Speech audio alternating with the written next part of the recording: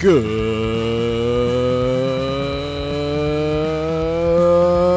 afternoon. Welcome to the Motorsport Report. It's Motorsport News for you. I'm your host, Chase Holden. It is November the 26th, Wednesday. Happy Thanksgiving, everybody. I don't know if there's been so much happening, I think, in the last week. Feels like a week, but it's only been a weekend. But happy Thanksgiving to everybody. This is a kind of a Thanksgiving episode. We might give some thanks here today on this program. But before we dive into everything we're going to talk about today, I just want to say shout out to NOS Energy. If you're around a local gas station or a store, or you know somewhere you can buy NOS, go into the store, buy the NOS Energy, tell them that Chase sent you, and then leave as soon as you pay for it. And then don't worry if they know who I am or not. Just, do it for the brand. My first sip of NOS, we got to get the juices flowing. You know what I mean? I'm going to check the chat here real quick. We've got Chris in here. Sup, man? Hope your week's going good. Happy Thanksgiving. Happy Thanksgiving to you, Chris. And happy Thanksgiving to you as well, Connor. We got a pretty packed show today. For those of you that follow me on social media, not just here on YouTube, are soon to be on podcast platforms. We're putting Motorsport Report on Apple Podcasts and Spotify, so we're going to be worldwide. So that means that anytime you call into this show, you are a part of that episode. So that's the beauty of it. And I will put the hotline number up right over here in this corner very soon once we kind of do the rundown of what we're going to talk about today. I released a video over the weekend, and I think everybody has kind of heard the news at this point about the text messages that came out. Bob Pockrass dropped them. There were a ton of messages, not just between Steve Phelps and Steve O'Donnell, but with some other NASCAR leadership and even some team leadership that were highly concerning. And we're going to go through those texts today. The video that I made was a little bit more of like just an emergency breaking news statement about the big ones. Obviously, the Richard Childress deal, where now we have more news that Childress is trying to look to file a lawsuit. I don't know if that's going to work, but we'll talk about it. We're also going to be talking about some IndyCar news today because Mick Schumacher has officially signed with Rahal Letterman Lanigan Racing. If you are not familiar with the Schumacher name, you probably don't remember the guy that raced in Formula One that looked like he was the Russian dude from Rocky. That's kind of the way I remember Mick Schumacher. But his son, not Michael, but his son Mick is going to IndyCar. We'll talk a little bit about that deal and what we know about it. And, of course, we're going to dive in to see what seats are left and what the 2026 IndyCar landscape might look like. So we'll get into that a little bit later in the show. I think the main part of the show is going to be NASCAR. And then at 1 p.m. today, I'm going to have Kenny Wallace on live to talk with us and just have a conversation. He's well known for Kenny Conversation. We're going to have a conversation here on Motorsport Report. You know how we do things here. We try to keep it real. We try to learn as much as we can and leave this show or leave this day all, knowing a little something that we maybe didn't know before. So, yeah, that's what we're going to be discussing. And the number to call, by the way, if you want to get those calls started, the number to call is 980-317-8717. You call that number throughout the entirety of this show. I will pick up, and you can speak your mind, say what you need to say. We can talk, have a conversation. We're the only show that does it like this in racing. That's why, in my mind, we're the number one racing show in the world. And that's the way I intend to continue it. Connor here in the chat says, man, I wish I had my coffee with Kenny mug with me today. Yeah, have accept change. Just set it on the counter. Chase sent me. Hell yeah. We love that, man. We love it. Anytime you go to the NOS, you just tell them Chase sent you. And just grab the NOS. So I'm going to take a couple of swigs out of this before we get started. But again, the moment the phone starts ringing, I'm going to stop whatever I'm talking about, and we're going to hear what you have to say. I'm excited to get this thing on a podcast platform. Apparently, a lot of people don't really want to spend a lot of time on YouTube. So if we can get some new listeners that way, then I'm all down for it. But for those of you that are YouTube loyals and YouTube faithful, you followed me. You probably saw the video I dropped this Saturday. I got to pop a Zen to win. I'm going to have to pop 2 today if I'm being honest. I just double dosed down on Zen. The boys in Sweden would be proud of me for dropping 2 lip pillows in. Because we got a lot that we're going to dig into. For starters, I think I'm disappointed like the majority of NASCAR fans right now, or at least the ones that I'm seeing. There are some arguments that are being made right now that I don't quite get and I don't quite understand, and I'm okay with that. I think what this has shown me more than anything is having allowing myself to just speak as honestly as possible about how I truly feel. And I think that what we're seeing in motorsport media right now is that maybe some people aren't as trusting of the people that they get their media from in NASCAR. A lot of people are using the word shill lately. I didn't even know what the fuck shill meant probably until about a month ago. I had to go Google it. So it just shows it's not age. I'm a 30-year-old man. I should probably know that. But I noticed that the word was being thrown around a lot.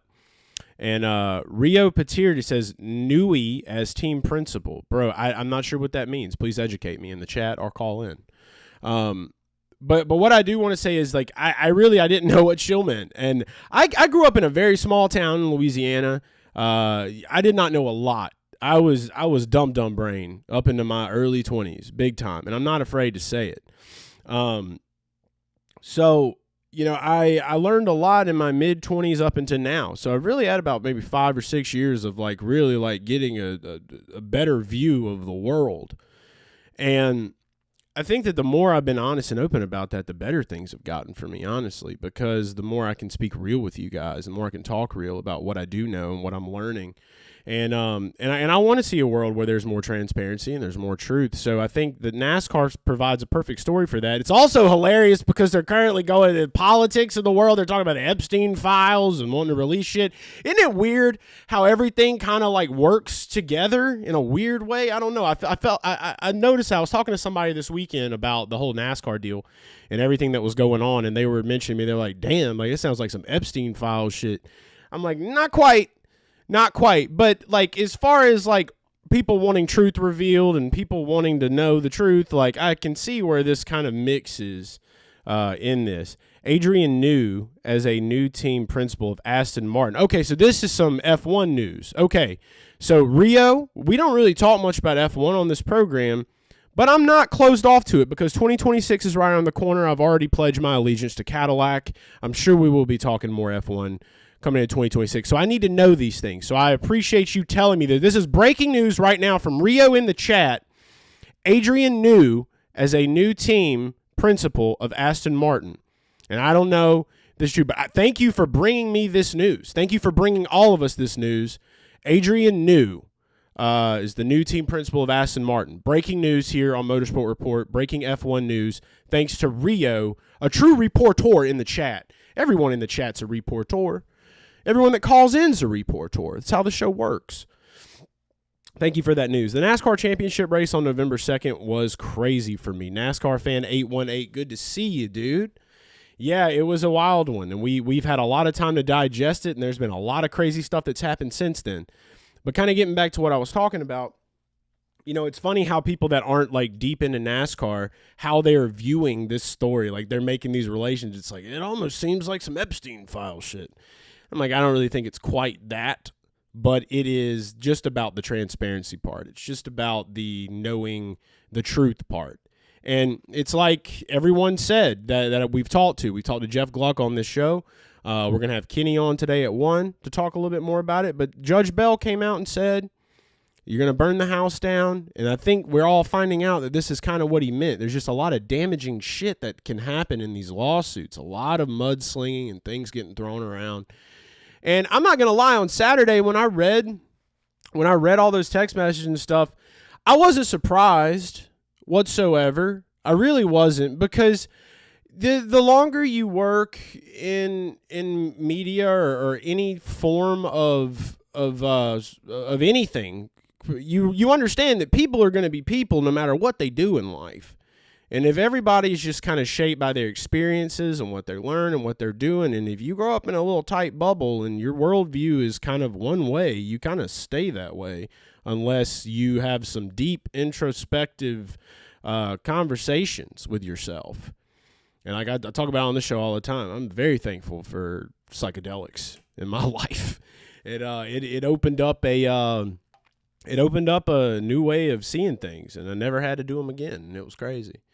But it allowed me to feel a little bit more comfortable in my own skin, if you will say, or if I will say, I think that's the one thing that makes it a little easier for me to kind of talk about some of this stuff. But I get where people are at right now.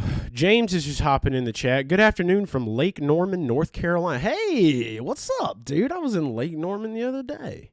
I'm going to try to attend the trial like I did for the Jim Baker trial. That would be huge. If you do, find a way to bring a camera in, because apparently you can't film it, and I think the trial should be filmed. We got our first caller coming in right now. Motorsport Report, you are live. What's your name? Where are you calling from? Hi, this is Jamie from Lake Norman, North Carolina. What is up, Jimmy? I was just talking about you here in the chat. I was in Lake Norman the other day, man. Right on. Denver I'm on the west side of Lake Norman. Yeah, I got a buddy over in Denver too, man. That's awesome. What's on your mind today, brother? I was wondering if with the trial, I'm going to try to attend it first of all, and take pictures and maybe ask Jordan a question or two if it's possible. But I was wondering if the likelihood or possibility of Judge Bell ordering NASCAR into a conservatorship, like Roger Penske take over NASCAR temporarily, whoa, or something big like that. Man, I would be dead honest with you. I haven't thought about it. I'm not a lawyer. I don't know a ton of the legal things, but I think from what I do understand about what could happen is that the judge could just kind of make the decision that he sees best. I've heard people throw around like the idea of, making NASCAR sell some tracks if they're basically called out as a monopoly. I've heard like track selling, definitely restructuring. So, I mean, in that case, if any form of restructuring, I would think that could be something that would happen. And I don't necessarily know if like it would be like Roger, because I know he owns IndyCar obviously, and he's got a lot going on over there. I don't know if he would do it. But the judge, from as of what I understand right now, that judge is kind of able to do what he sees fit, and I would think that would be within like reasonable, like a reasonable situation. Like he would do things in a reasonable way, but he could definitely chop some stuff up if they're ruled. Right. Yeah, so it's a strange situation, man. I mean, have you been following? How long have you been following the case? Since the beginning. Yeah, so I mean, I was following it a little bit early on, and then I kind of loosened up during the racing season, was focusing a little bit more on the racing, but always trying to keep an eye on it. So obviously, it got way louder once the racing was over. But I mean, what I guess the question I could ask you, Jimmy, since you called in, like, what do you hope to see come out of this personally? I would like to see more players more people at the table. Drivers have a driver commission, council. Have an owner's council, have a fan. I'm a member of the NASCAR fan council, and I answer questions every week that NASCAR poses me, what I think about Fox, what I think about certain drivers, tracks, the idea of going on a military base. They ask me all kinds of questions. Yeah, so in your experience, since you've been on the I've heard a lot about the NASCAR fan council. In your experience since being a part of that, do you feel like you've seen any change from what you have voted towards, or have you talked to anybody else that's a part of it? Okay. Only within the past 12 months. Okay, so only in the past. Yeah, go ahead. And I'm a charter member. They sent me a card saying fan council. They don't do that anymore. Damn, dude. But, okay. Only in the past 12 months. Only in the past 12 months. Well, that's good information to know. So maybe they are listening. Maybe they are looking at that. Maybe they're using that.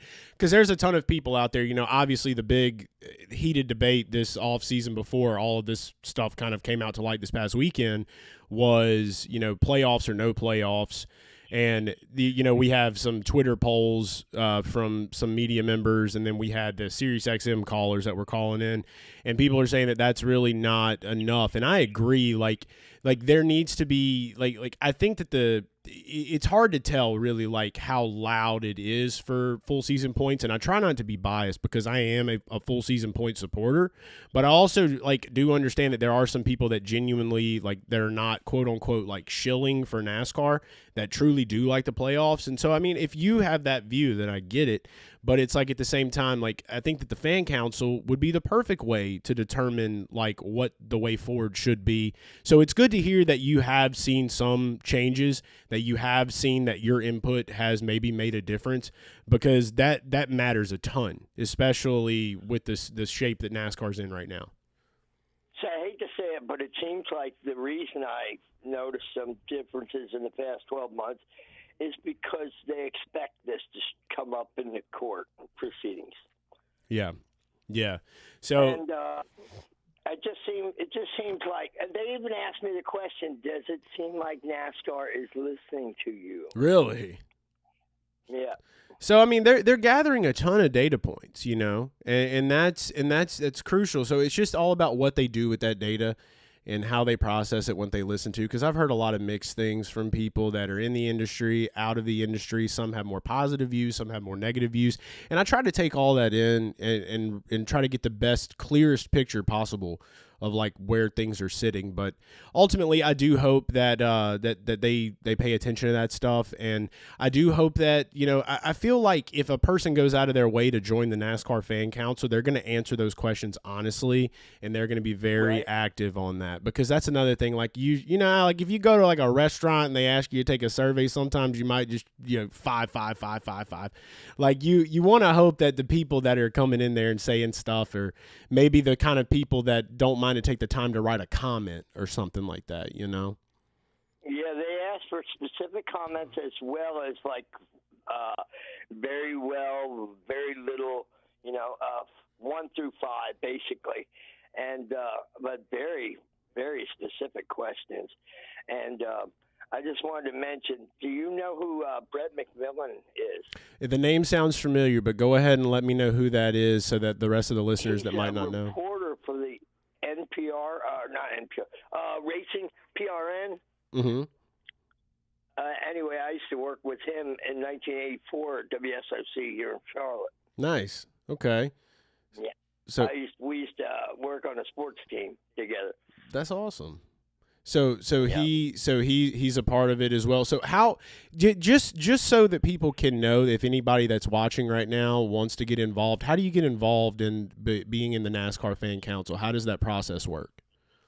I absolutely don't know how to answer that. I don't have a mechanism to refer someone, and I got back in, I'm talking 2000.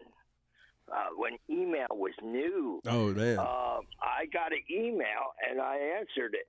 And I haven't spoke or got a phone number or contact information or anything like that.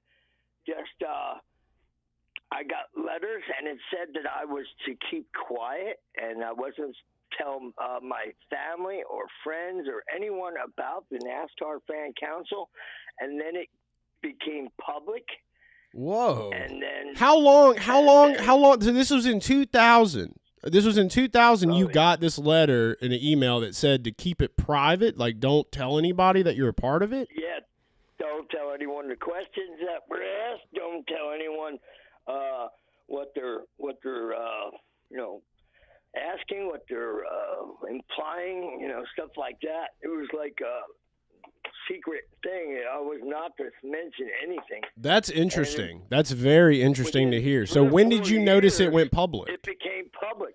I don't know exactly when it went public, but I was like, all of a sudden, it's like, I guess I can talk about it now. Yeah. Tell me, okay, now it's gonna go public. I bet that felt pretty good at the time. You're like, damn, like I'm in this thing. You know what I mean? Like you're getting to kind of like make some decisions and stuff like that. So that's really interesting information to know. Connor here in the chat is saying that he just went to the website and there's now a join now button. So I would figure like in the age that we're in now, it would be pretty accessible for anybody to kind of join that, be a part of that. So that's good to know. But that's crazy to know that it was a private thing back in the early 2000s.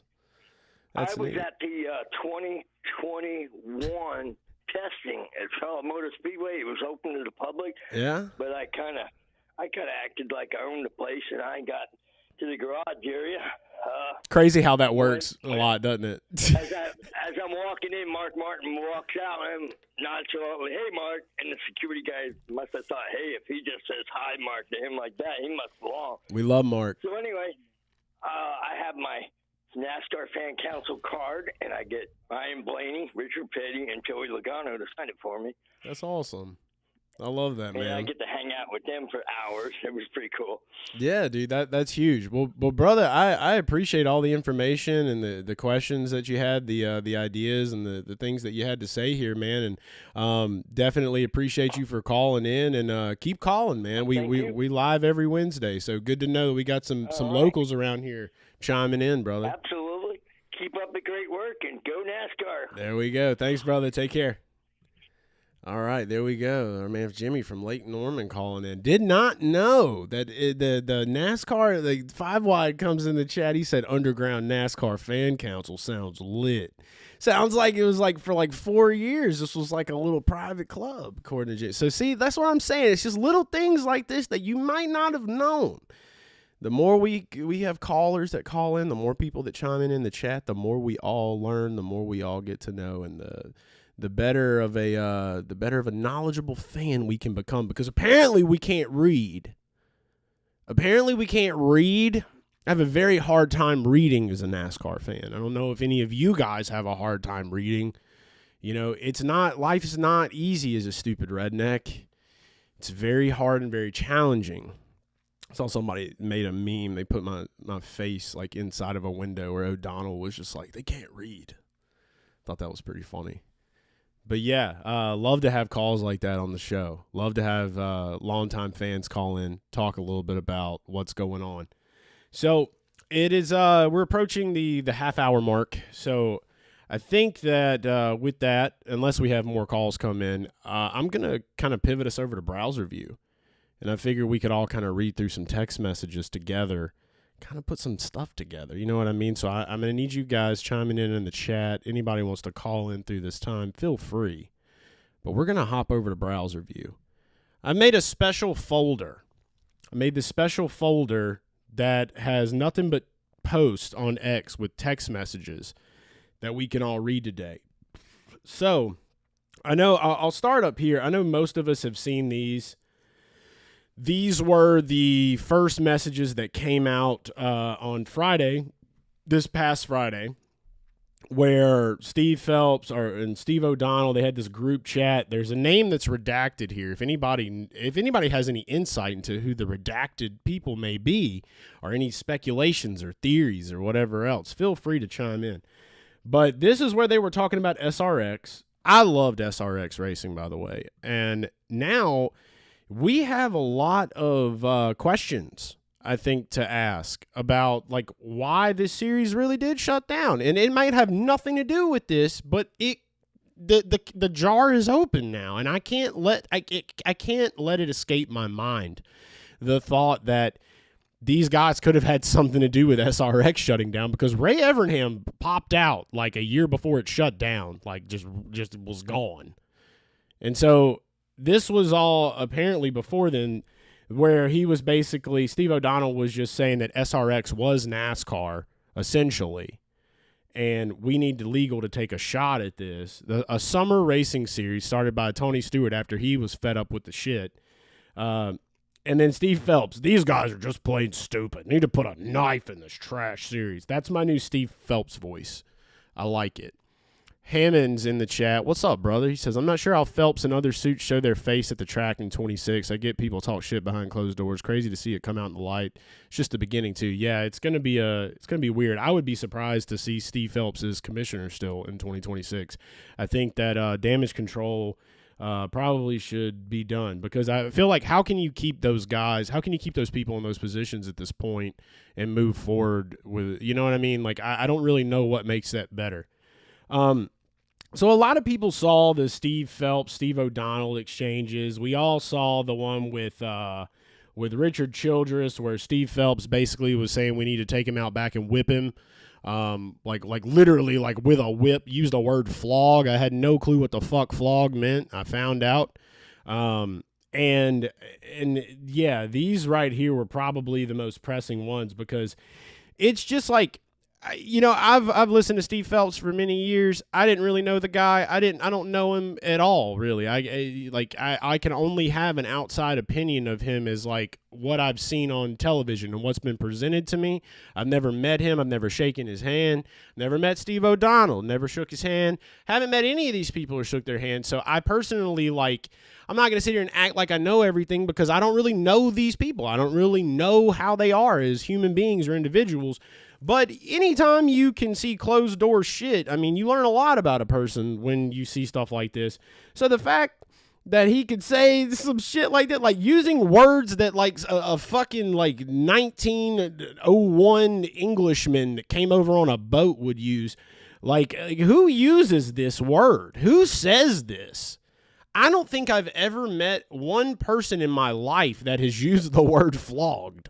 So like, that automatically just gives me like pompous dictator vibes, like finding out what that meant and then seeing him use it in these private conversations.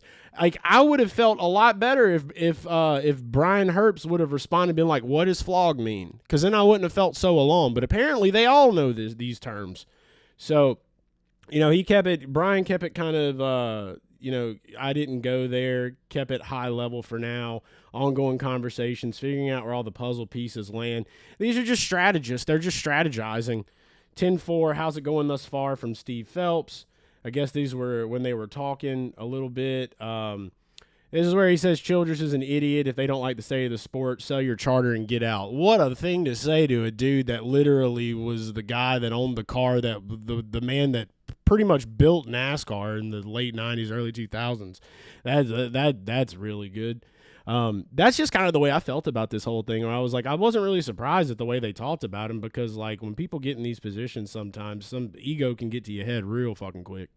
But to like, it's good that this is out though, because like, I mean, think about all the times like you talk to people and like you have these feelings like these people may not like you or they may feel weird about you, but you don't know for sure. Tommy Joe Martin's had a great post that came out where he was talking a little bit about it. And like, I resonated with that, because like I've had moments where like I've always wondered like how certain people treat me. Like I'm a really good reader of people. I read people very well. I always have my entire life, and I trust my instincts. I trust my gut. If you followed me for a long time, you know in betting, I always talk about the Gut Boy specials, how I trust my gut when I make bets and things like that. I just trust my gut for almost about anything in life. And if I feel like someone's got weird vibes or someone has ill intentions towards me, I usually can pick up on it. And I try to be very like I don't try to overthink shit. And sometimes just understand that some people are different. But, like, if Richard's ever been in a situation where he's felt like he was being belittled or he wasn't really being heard the correct way, then, I mean, I totally get where he's coming from. It's good for him to have that justice. We got a call coming in. Let's get back to the main cam. We'll take this call. Motorsport Report, what is your name? Where are you calling from? My name's Tommy. I'm calling from the Dallas, Texas area. Dallas, Texas. Tommy, Texas, what's good, brother? How you doing today? What's on your mind? I'm good, man. I just mostly wanted to call because I feel like I don't know, maybe kind of owed you an apology. I'm not really sure, but I tweet at you a bunch, and you always respond, and you're always very kind. And when you were posting a lot about AI and stuff, I kind of barked at you a couple of times about how it really wasn't my thing, and I thought you were going too far into it or whatever. But I've just come to realize that, we tend to, I don't know, you've kind of helped make me realize too that we tend to kind of hate on the things that we don't understand. And maybe it was just time for me to get on board a little bit more. But I also wanted to tell you, just thank you for what you do. I've slowly over the years, mainly was started off just always, listening to Out of the Groove with Eric Estep. Obviously, he's the man. We love Eric. I had a job driving a truck for a long time, so then I got into the whole Dirty Mo catalog. But over the years, I've started to tune into you more and more. I've never missed an episode of Speed Street, which I was already listening to before you came on board. But hell yeah, I like what you're doing over there. And, I just appreciate you being a voice for us fans, especially in this weird time where it seems like nobody's really talking about what's going on. And, I don't know. It's just a weird time. I can say personally, I'm just kind of hurt for our sport just because I feel like I don't, I want the best, and I hate seeing all this negativity come out. I hope that it leads to some better things, but it's just a really uncertain time right now. Yeah. No, absolutely. But yeah, mostly just wanted to tell you thank you. That was really all I wanted to call about. Dude, thank you, man. Like, I mean, that's what I'm all about at the end of the day. Like, I've been through a lot of ups and downs myself, and I mean, we all like what we like. We're interested in what we're interested in. I think, and I appreciate you saying those things, man. That means a ton because it makes me feel good about what I'm doing. Like, what it lets me know that what I'm trying to do is working. I just want to empower people, and I want people to see things kind of for what they are. And I know that we live in a world where a lot of shit can get misconstrued. And I try my best with it, especially when everything's text based these days. I tend to be more of like an emotional speaker, where when I speak, like, you can kind of understand what I'm saying based off of like my emotion that's behind my voice, which is why I tell people I'm not a big texter. I like to talk to people. So I just appreciate you calling in and chatting, and thanks so much for all the love and the support, man. And yeah, I totally agree, dude. It's I think we're all kind of like I've found out that, there's even people inside of NASCAR that are kind of in the dark on this stuff. People that you would think should know things, like, they don't. And it's weird, man. It's very weird, but I think that this is the beginning of what could potentially be a clean slate. And that's just kind of the way I've chosen to look at it. Like, usually anytime like really bad stuff happens, like, there's an opportunity there to clean things up and move forward in a better direction. And I try to hang on to that hope. And I think that the more people that, kind of can hear that message and kind of understand that direction, like, there's power in the people, man. And like, if we all kind of get together on something and we decide that we want to see some change happen, like, people can make it happen. Like, there's a lot more human beings out there in the world, and a lot more NASCAR fans than the people that are sitting in corporate offices. And for sure. And that's just what I'm all about at the end of the day, man. I just want to see a better. I want to see the sport that I love in a better place, and I just want racing to be better for all. Like, I love IndyCar. I want to see IndyCar keep growing and get better. And I definitely, being a lifelong NASCAR fan, like, I just want to see things kind of level back out to what we used to have, and have a little more serious back into it. So it means a ton. It means a ton, man, and I appreciate you calling in and saying those things. And we'll definitely have a little bit of IndyCar news later on in the show, probably after Kenny comes on. But yeah, it means a ton, man. Last thing too is you also inspired me to start growing a mustache. I'm like almost 2 months in now.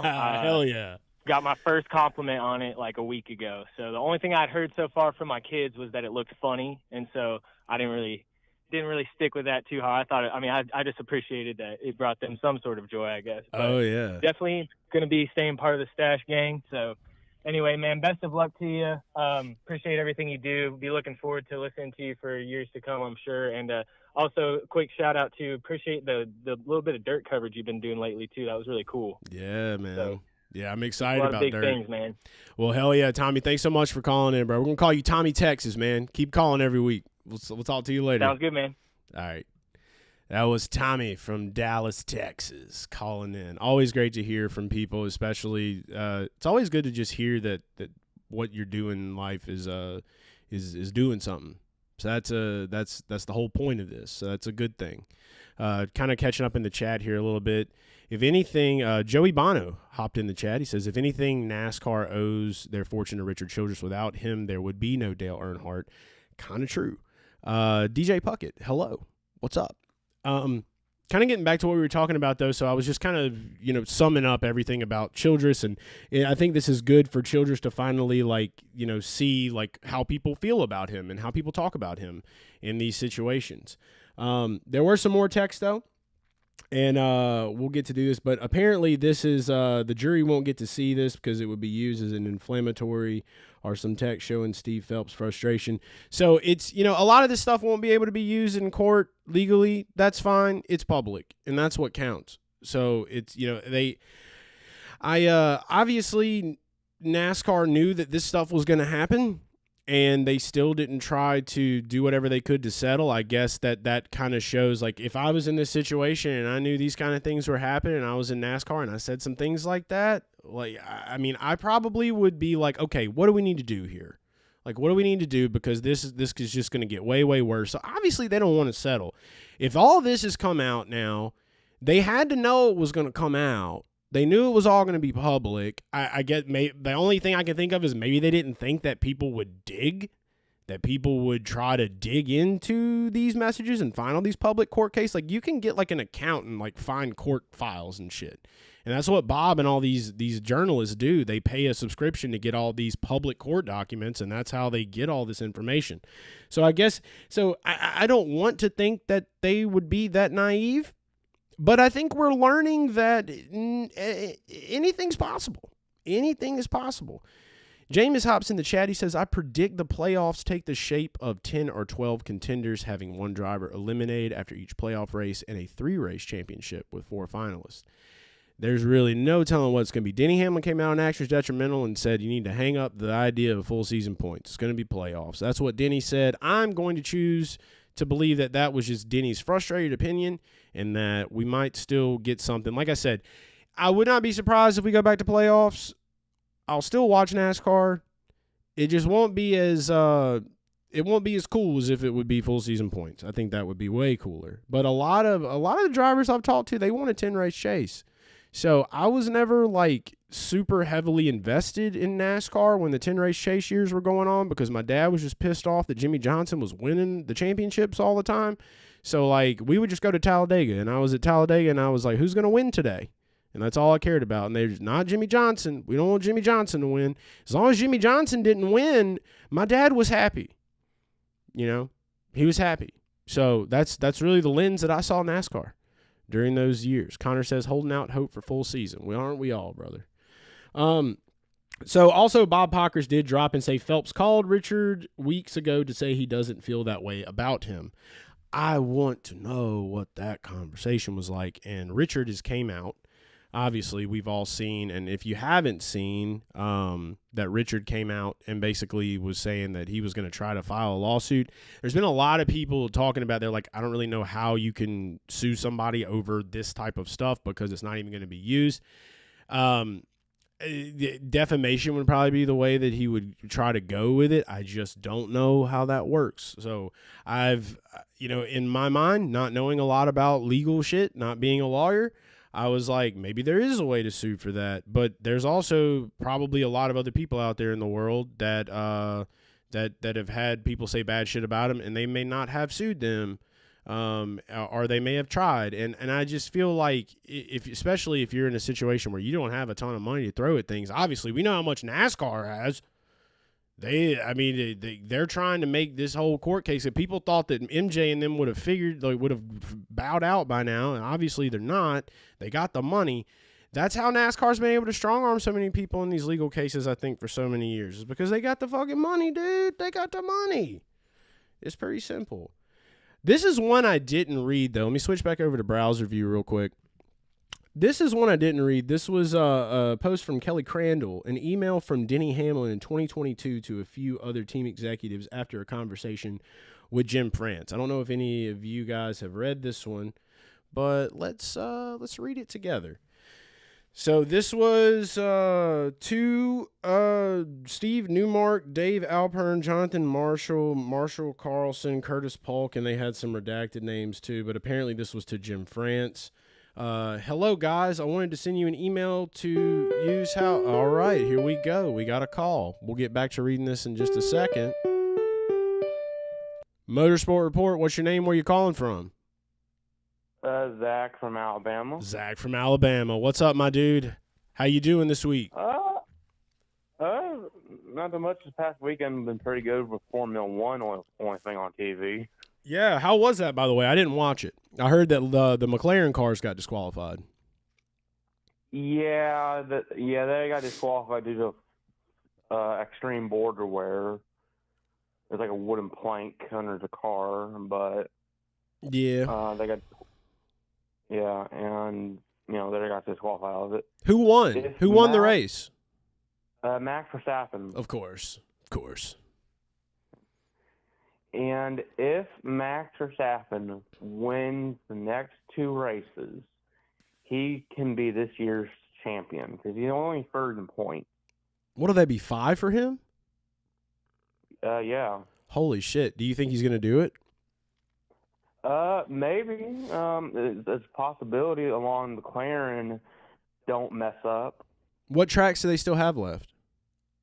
I forgot what the next race is, but they have like 2 races in the Middle East, and the last race is Abu Dhabi. Okay, yeah, I knew Abu Dhabi was going to be the last one. That's interesting to know. So obviously the championship battle with this McLaren thing now, like Max maybe has a way in. I give Max a lot of shit, but I mean, I ain't gonna lie, I kind of like Max Verstappen a little bit. He's kind of the dog in F1. He's that dude. Apparently, he was talking about how he got high in the car because of weed smell in Las Vegas. Oh my god, that's pretty crazy. Yeah, he was like, I was high in the car, so he was driving stoned, dude. I mean, he won a race stoned, possibly. That's crazy. Yeah, I don't really think he was. I'm just saying he smelled it. Yeah. He was inhaling it from the air. I got to be careful. Contact high. Yeah, maybe something like that. He got that contact high for sure. I know the Piastri was saying that. Maybe that's why they got disqualified. I don't know. Or maybe it wasn't Piastri. Maybe it was who's the other kid that drives for Mercedes? Not Russell. Who's the other one? Canapino? Norris. Not Norris. I'm talking about Mercedes, AMG. Who's the guy that races with George Russell? The kid. Ooh, I don't know. Canterpino or something. It doesn't really matter. He was just basically saying he could smell weed too. So I thought that was pretty funny. They're just out there smelling weed, racing the fucking race cars on the streets of Vegas. Crazy stuff. What did you did you see? They got 1.5 million viewers, only 360,000 more than IndyCar in Nashville. That's pretty cool. Yeah, it's pretty cool, and like it was sold out event in Vegas. Yeah, Hammond says they're gonna have synthetic piss for the drug tests, so that'll be good. Well, other than that, Zach, what else is new in the world of Zach from Alabama, dude? What you been getting into? Not a whole lot. Working on getting my driver's license. Nice. And just working on some personal things, but just been chilling. I got basketball. I start basketball in February. Okay. So, what position you playing? I don't really know. Like, it's like a random pick with my friend group. Okay. You gonna dunk on them, dude? You gonna set up some alley-oops? Yeah, maybe. Like, my last game, I was pretty good, so. All right. Well, we need pics, dude. You need to get on X, or you need to get on something. Just send us pics of the basketball stuff. Tag me. We'll keep an eye on Zach from Alabama and his basketball game. Oh, God. Okay. Well, brother, dude, I'm glad you enjoyed the race, man. Definitely keep us updated on this points battle with F1. This might be all the F1 talk we do on this program today. So anytime you call, I know we're going to talk a little F1. So keep us posted on what's going down on that. And other than that, happy Thanksgiving to you, my man. Oh, yeah. Thank you. All right. Later, brother. That was Zach from Alabama. He's going to play basketball. What's up, Wyatt? Wyatt's in the chat. Wyatt misses racing. Let's get back to reading. Over this email real quick. So this was Denny to apparently Jim France and some other people. Hello, guys. I wanted to send you an email to use how you see fit for your meeting with NASCAR on Wednesday. This past weekend, I personally met with Jim France to discuss a few topics. I raised some concern with Steve Phelps about a few issues, and his message to me was clear. Oh, dang. We might not read this today. Motorsport Report, what's your name? Where you calling from? Motorsport Report, what's your name? Where you calling from? All right, that was a dead call. Maybe they'll call back. We'll see. Let's try to get back through this. So my meeting with Jim, we discussed a few topics to start, but it eventually led itself down the road you would think. I led with the statement that although things like Le Mans and electric series may be good for NASCAR and its bigger picture, it causes concerns for people like myself. MJ, Curtis, those concerns are based on the fact that the NASCAR Cup Series is what we are invested in, and if they aren't going to value our importance to the value of NASCAR, then he needs to let me know. I told him that I made a living for 17 years driving in this sport, and I will not continue to invest in this sport until myself and my partners see a shift in the business model. My question to him was pretty simple and short. Jim, tell me why I should invest and give back to this sport beyond my driving days. Tell me the avenue to recoup the investment I make in this sport. Forget making a profit. Tell me how I'm going to get my investment back. His fix was quite short but direct. We need to continue to find ways to cut the team's cost. My answer to that was pretty quick. Tell me how cutting equals growth. I said, Jim, we are at the highest level of motorsports in the U.S. I believe we have cut as much of the fat off the bone as we can anymore, and we are going to hurt the product that we put on the track. He asked a lot of questions about what we are spending on this and that, but in short, I told him that to field a competitive team, we would need $15 million per car. He said, what I'd like to see is that number to be around $10 million. I told him that I don't think $15 million per car is an unreasonable number considering all the travel, people, and schedule that we currently have. I don't know about you guys, but we absolutely have to stop talking about how we can cut. That was 3 cuts. The money is there for us to have those expenses covered. Stop worrying about what we are spending and just give us what is fair. It is my belief that Jim, good to know that Denny's human and makes typos like the rest of us. It is my belief that Jim actually believes we should be working out of Bo's garage with 20 people. He genuinely believes that it's 1960. I don't believe he values what healthy teams mean to the value of NASCAR itself. Speaking of owners, that was a whole other topic. Let's see if we can scroll down. Speaking of owners, that was a whole other topic that we covered. He said to me that what he wants is racers for owners. People like me, Jeff Gordon, Brad Kay, Dale Jr. are the future of ownership. I don't want New York City guys owning teams. I want racers that get what we're doing here. That sounds like a pretty good thing for Jim France to say. You guys are smart enough to know that what that means. What that means. It means that he doesn't want people that care about the bottom line. He wants people that are just happy to be part of the club. Needless to say, that is the exact opposite of what is right. They just don't anymore coming in and questioning this ridiculous split of revenue. Jim told me that he is at the end of his career. I'd like to continue this dialogue with you, and if need to talk to Curtis and MJ, I'd be glad to do that as well. I don't know what that means, but take it as you will. My takeaway from the meeting is this. I guess there's more. Steve Phelps is an asset for us. I truly believe he will be one of our best advocates. It's all going to boil down to, can he present something to Jim that shows that giving more of a revenue split is good for everyone? We must create that case of how we are going to grow this together. Jim doesn't really value the current owners of our sport and what we bring. He believes that NASCAR itself is the show. He made a point to say that we have to continue to give OEMs tremendous value because they help support the teams. I honestly don't think he understands that every team's OEM deal is different. I told him our $15 million number is with OEM engine support. In the end, end, he just wants someone else to pay our bills, not NASCAR. My question for them would be this: why are you so concerned with what we are spending, but not concerned with what tracks are spending? If we are looking to make sure everyone is optimizing the dollars it receives, why aren't we addressing the group that gets the money, that gets the most money? Yes, I already know the real answer. Hopefully this will be of use for you guys to propose some questions that perhaps you could address. We are only strong when we are together, have each other's back, and continue to support the main message. Good luck, gents. I like that last part right there. So basically, Denny just got a little bit frustrated. Kind of telling you about what he heard. That Jim thinks they're in the 1960s, and, why wouldn't he? Some other text messages that came out, and we're at 12:50 p.m. Eastern time right now. In 10 minutes, we'll have Kenny Wallace on the program, so bear with us. So we're going to keep reading through some of these text messages. These are between Jeff Dickerson, which is one of the CEOs at Spire, one of the owners of Spire. Charter's going to be worth zero unless we can get our shit together. Can we just meet in the middle and call it good? Listen, I know you have a Marcus Smith bobblehead.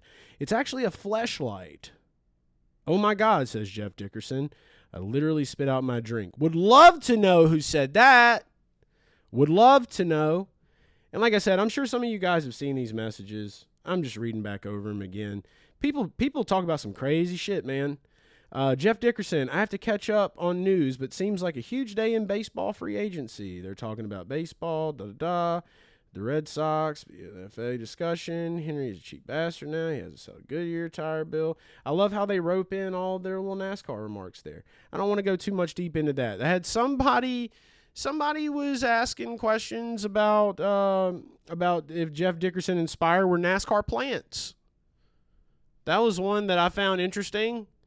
Because wasn't there a thing where, like, somebody was looking into, like, NASCAR was looking into possibly, like, investing in Spire, and they're like, oh, no, we don't need to do that. Got a call coming in. Motorsport Report, what's your name? Where are you calling from? Motorsport Report, what's your name? Where are you calling from? Hey, Chase, it's Mick from St. Pete. What is up, man? How you doing? I thought you were a dead call again. We got you. It's good to hear from you, brother. I'm driving in a truck I'm not too familiar with, so the Bluetooth got me on that one. Got you, bro. And then I thought I'd be nice and let you finish reading those texts before Thanks. I try again. Yeah, I appreciate it. That was my first time reading it. Yeah, man, I just wanted to be quick and say your coverage over the Outlaw dirt races finale was awesome. I got to catch some of the live stream, and then your two interviews were awesome, man. Thanks, brother. I appreciate it. Yeah, I had a lot of fun out there, man. I'm getting kind of christened in dirt, if you will. I'm excited for the Dome coming up at in Gateway. Going to talk with Kenny Wallace here shortly a little bit about that once we talk a little bit about this NASCAR shenanigans. But yeah, dirt's been fun, dude. Like, sprint car racing is dope. And apparently they got a new sprint car series that they're looking to start somewhere in Pennsylvania. I read that today. So seems like sprint cars and dirt is kind of on the up right now, which is cool.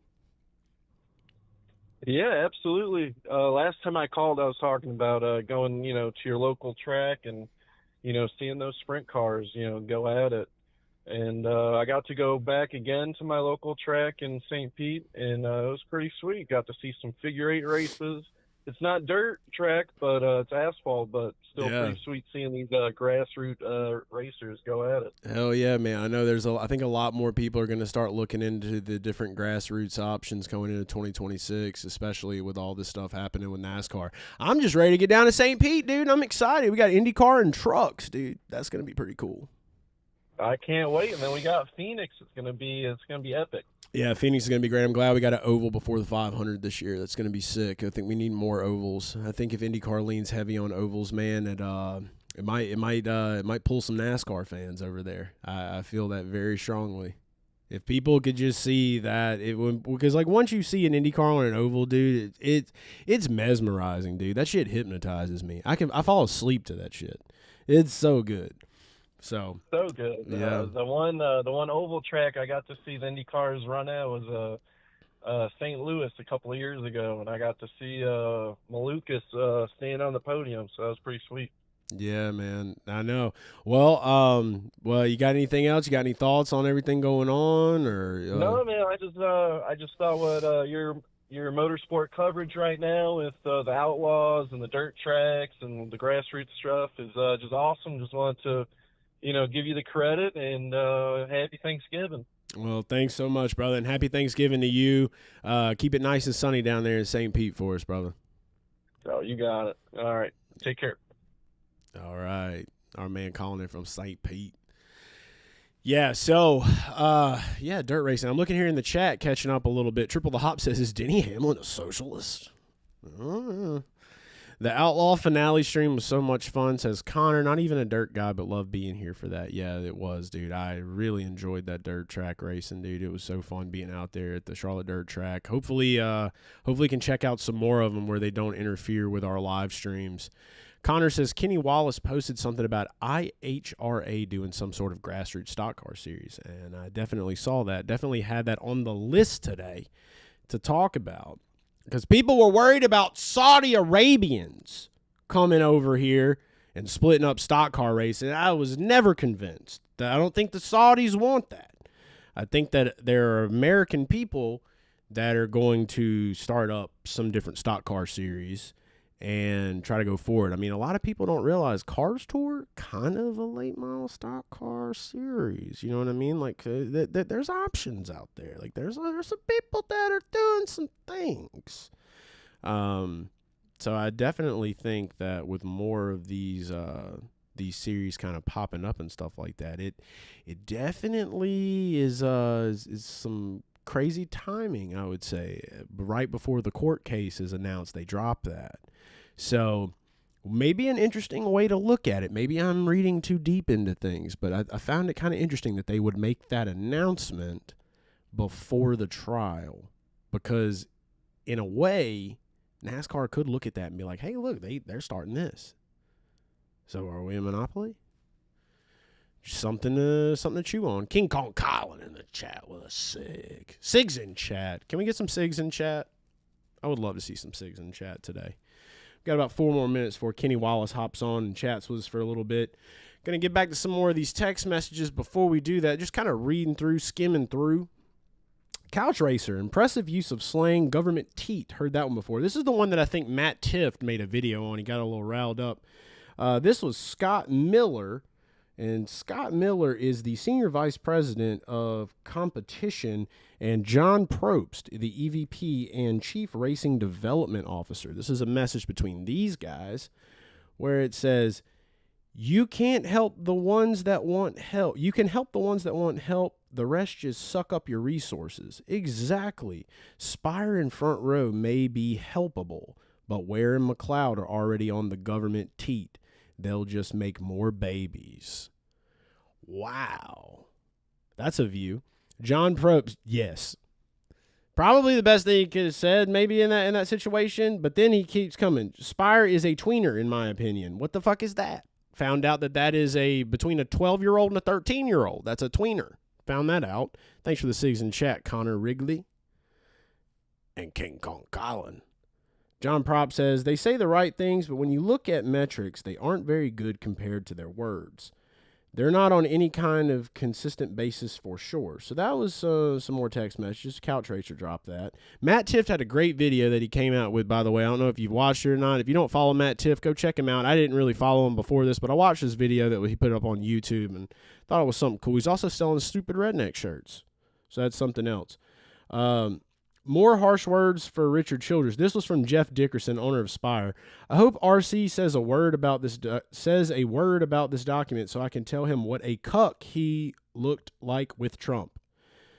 I can say Jim's best foot forward. After 2 weeks of us putting our necks on the line with him, you can hopefully see the areas where he moved and can maybe tweak on the margins on these areas if there's anything super important.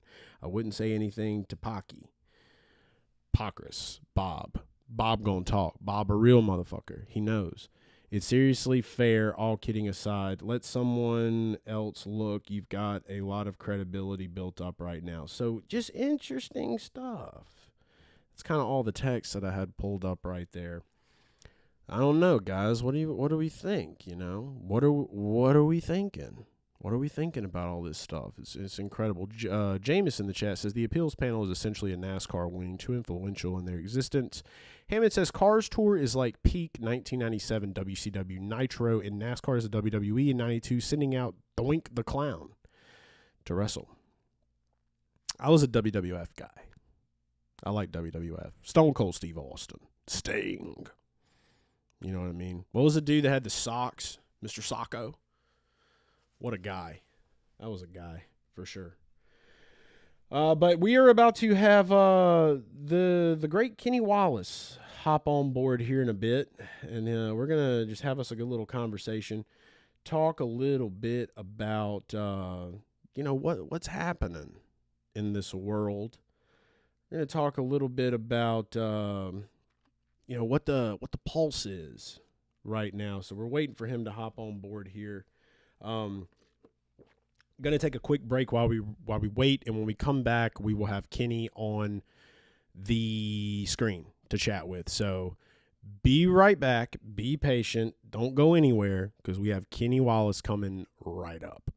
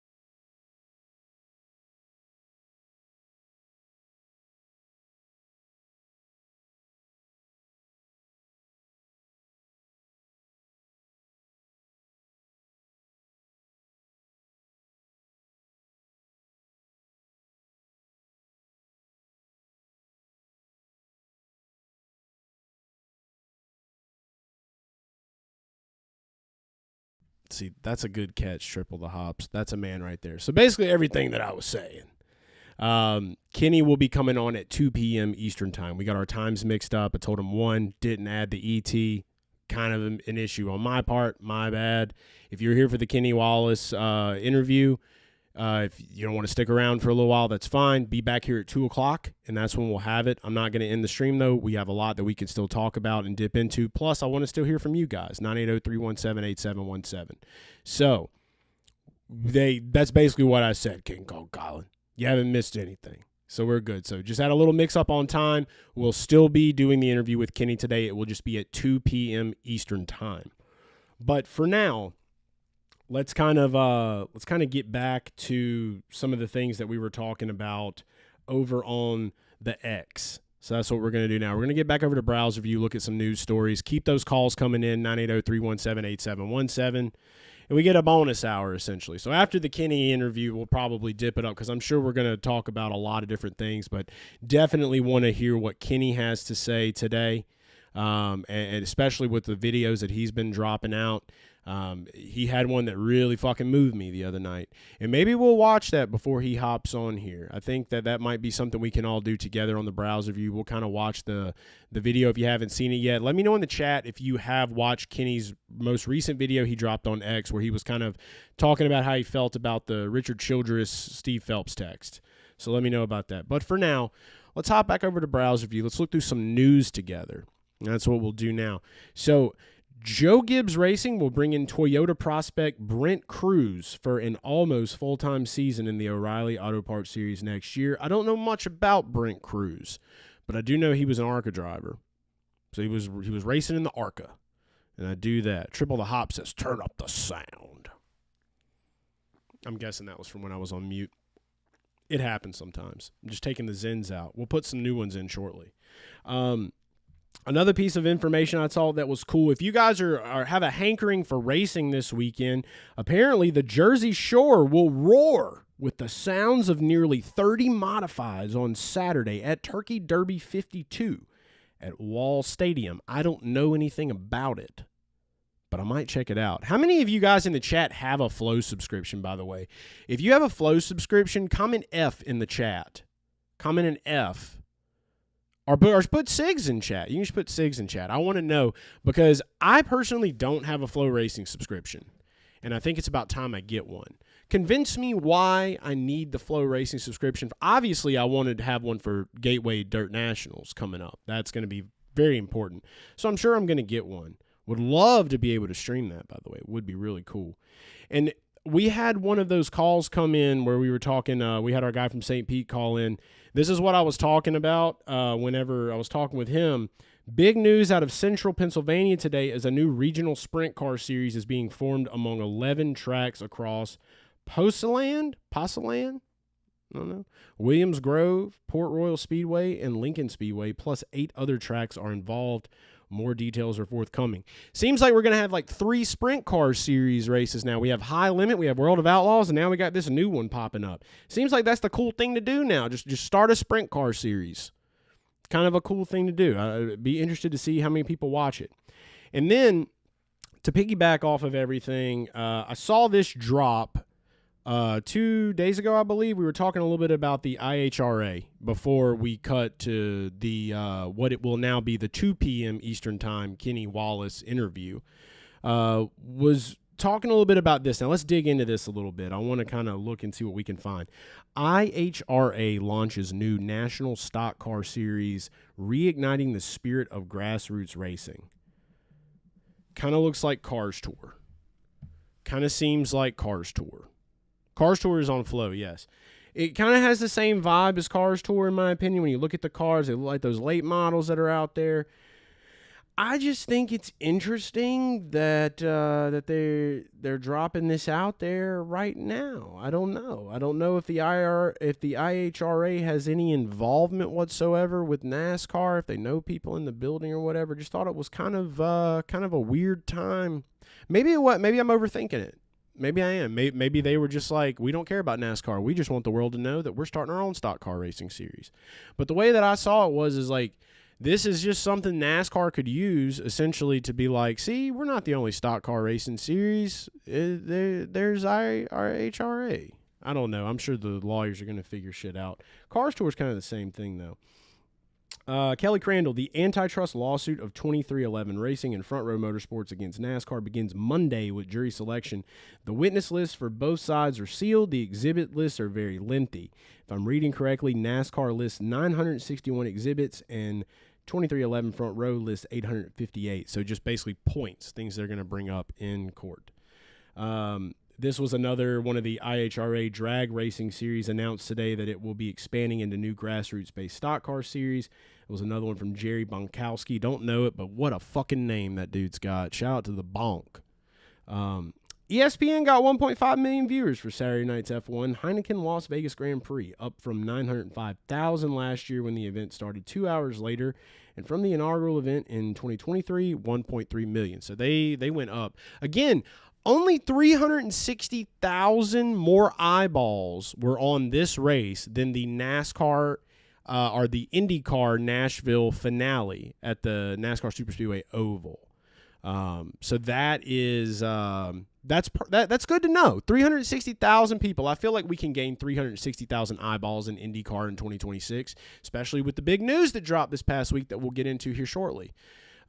Speed Racer 1982 comes in the chat, says, I'm late. What did I miss? Nothing. We talked about a lot of text messages, basically went through every one of them, some emails from this whole NASCAR scandal shenanigans, and we're going to have Kenny Wallace on at 2 p.m. Eastern time. I fucked up on time zones, so we'll have Kenny on at 2, and we'll talk with him, get his thoughts on everything that's going on right now.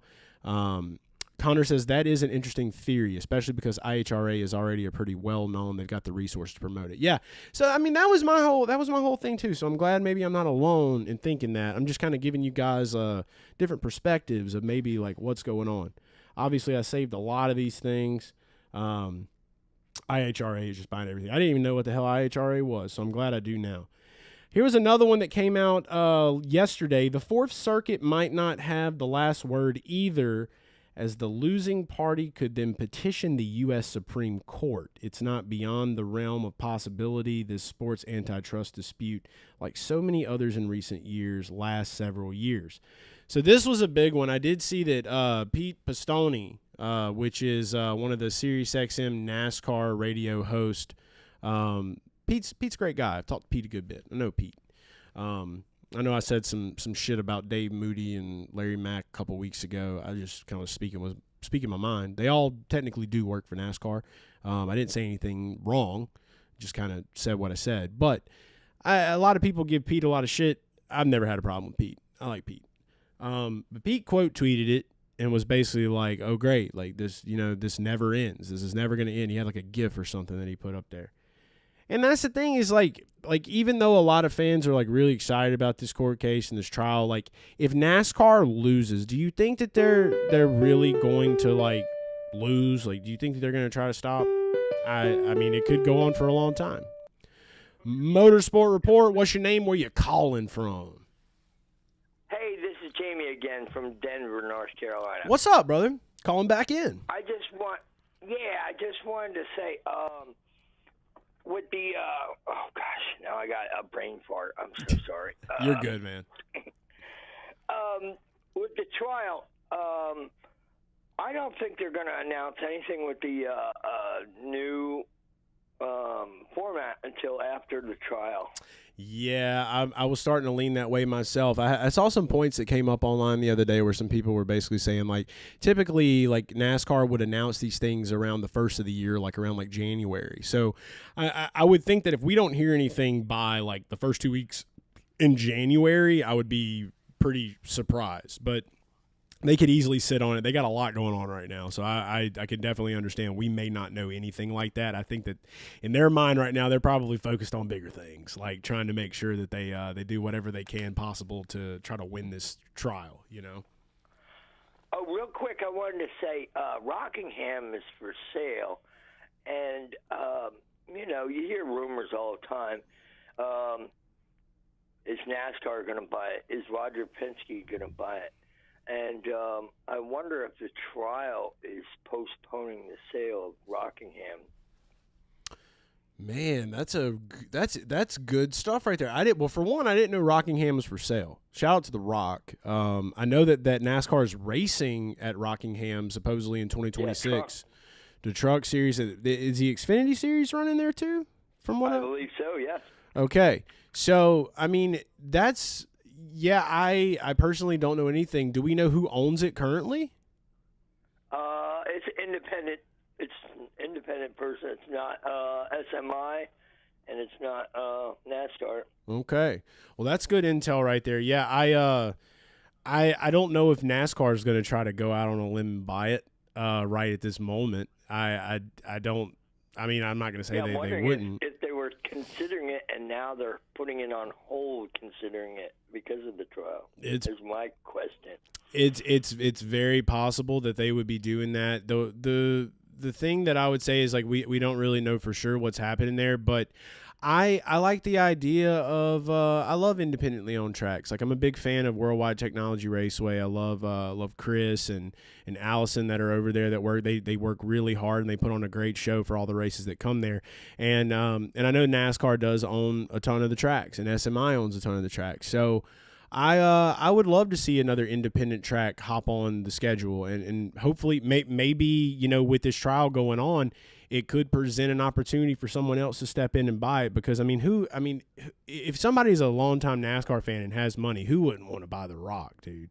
I mean, right, exactly. Yeah, that's a good spot. They just got money from the COVID money from the state of North Carolina. Gave money for North Wilkesboro, Rockingham, and Charlotte Motor Speedway.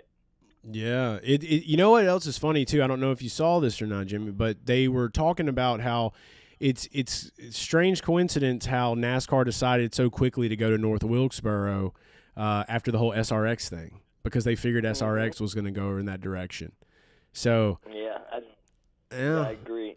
Something to think about there. But no, that's all good information, brother. I appreciate you. You've been kind of like the news dropper today, man. You've been doing well. 2 calls coming in. I appreciate that, man. That's good things to think about. I keep on top of things, brother, but I don't know everything. That's why I ask questions. Yeah, no, I mean, it's good stuff. Like, I didn't know. It's something I can definitely look into, and maybe there's some people here in the chat that may know about it too that I could get back with you on. But so far, I haven't seen anything pop up in the chat. I think we're all learning this information. You're kind of delivering it to us right now. So keep calling and keeping us in the loop, bro. I appreciate that. All right, thanks, and good luck with the Rusty interview. I'm sure you'll knock it out of the ballpark. Oh yeah, we'll be live at 2 p.m. Eastern with Kenny. Thanks so much, man. I'll be watching. All right. Thanks, sir. Bye-bye. There we go. Some more interesting news there. Did not know Rockingham was for sale. Zach Masters hops in the chat. He says, I'm hearing IHRA barely has leg room with their drags to make it to 2027 per Reddit. So that's good to know. This could be just kind of like a last roll of the dice, a last stand to try to generate some revenue. So that's could be some good intel. If anybody else knows anything for certain on that stuff, hop in the chat, let us know, or call in and keep us posted. But going back over here to this post from Adam Stern that I was talking about here, you know, it's very likely that I think that the big part of this case right now that has came out, and some of you guys may have seen it, some of you not. We're going to talk a little bit about IndyCar here in a bit. But I did see where Bob Pockers came out, and this was a big one right here because you have to have certain people that represent your organization in the courtroom during the trial. And I think that most people probably thought that they were going to try to get Curtis Polk to be the guy that was in there, but it just dropped that basically 2311 is filing today, says it will designate Michael Jordan as its corporate representative, which means he can be in courtroom for all witness testimony. 2311 argues both Hamlin and Polk should be allowed to as well, that they are essential to presentation of their case.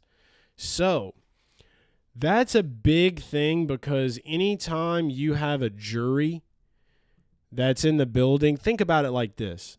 You got a jury, right? There's probably some people in that jury that are familiar with NASCAR, that are familiar with Denny Hamlin. Possibly. There's probably some people in that jury, if you say the name Curtis Polk, they don't know who the fuck you're talking about. But if you've got Michael Jordan as your designated appointee. He's in the courtroom through the whole thing, and you got a jury sitting there, and they're staring at Michael Jordan. It was a smart move legally, to be honest. You know, you start getting a little catty when you play that legal game. You know, you do some things that are within the gray lines. Maybe they're not morally right, but they're legally right. Having MJ in there is huge because who the fuck doesn't know who Michael Jordan is? So the way I was looking at that was like, you know, that seems like a smart way to go about it because everybody pretty much knows who Michael Jordan is and could potentially, you know, we don't really all know what's going on in the mind of a juror, but you hear a lot of the stuff that we're talking about on these shows. You see a lot of this information that's been coming out, even though some of these things have probably, like, won't be in court. They won't be able to show a lot of these text messages or anything like that. Like, if somebody just happens to see something, if you remember, like, the Amber Heard Johnny Depp trial, I don't know if any of you guys watched that or not, but I'll say that during that trial, like, there was like I was watching this documentary with my wife the other night, and they were talking about how, like, anything that you've seen online, anything you've seen on TikTok or X or whatever else, you don't need to use that to persuade your judgment. Like, they were telling the jury that. So, like, that's always the thing that they're going to say in court, right? They don't want any outside things, you know, affecting the way people make decisions in a jury. But let's be honest, if somebody is on a case, you're a human being. I don't know how many of you in the chat have been to jury duty. Have you ever, like, left jury duty that day and then went and, like, you know, maybe, like, looked up something? Like, there may be legal things against that. Personally, I don't know how in the hell I've made it this far without having to go to jury duty. It's been pretty incredible. Any of the times that I was summoned, I was out of town, and I got passed on that. So I still have yet to experience jury duty as a juror in the world. So if anybody else is out there, I don't know all the rules. But what I do know is that it's hard to ignore shit on social media. And if you got a case that's as big as this one with someone like Michael Jordan involved, most human beings are curious.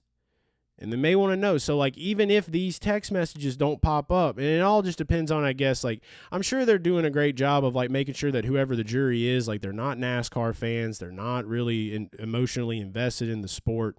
No real telling what that's going to look like. But I thought it was interesting because I think everybody and their mama knows Michael Jordan, and people know Michael Jordan likes to win.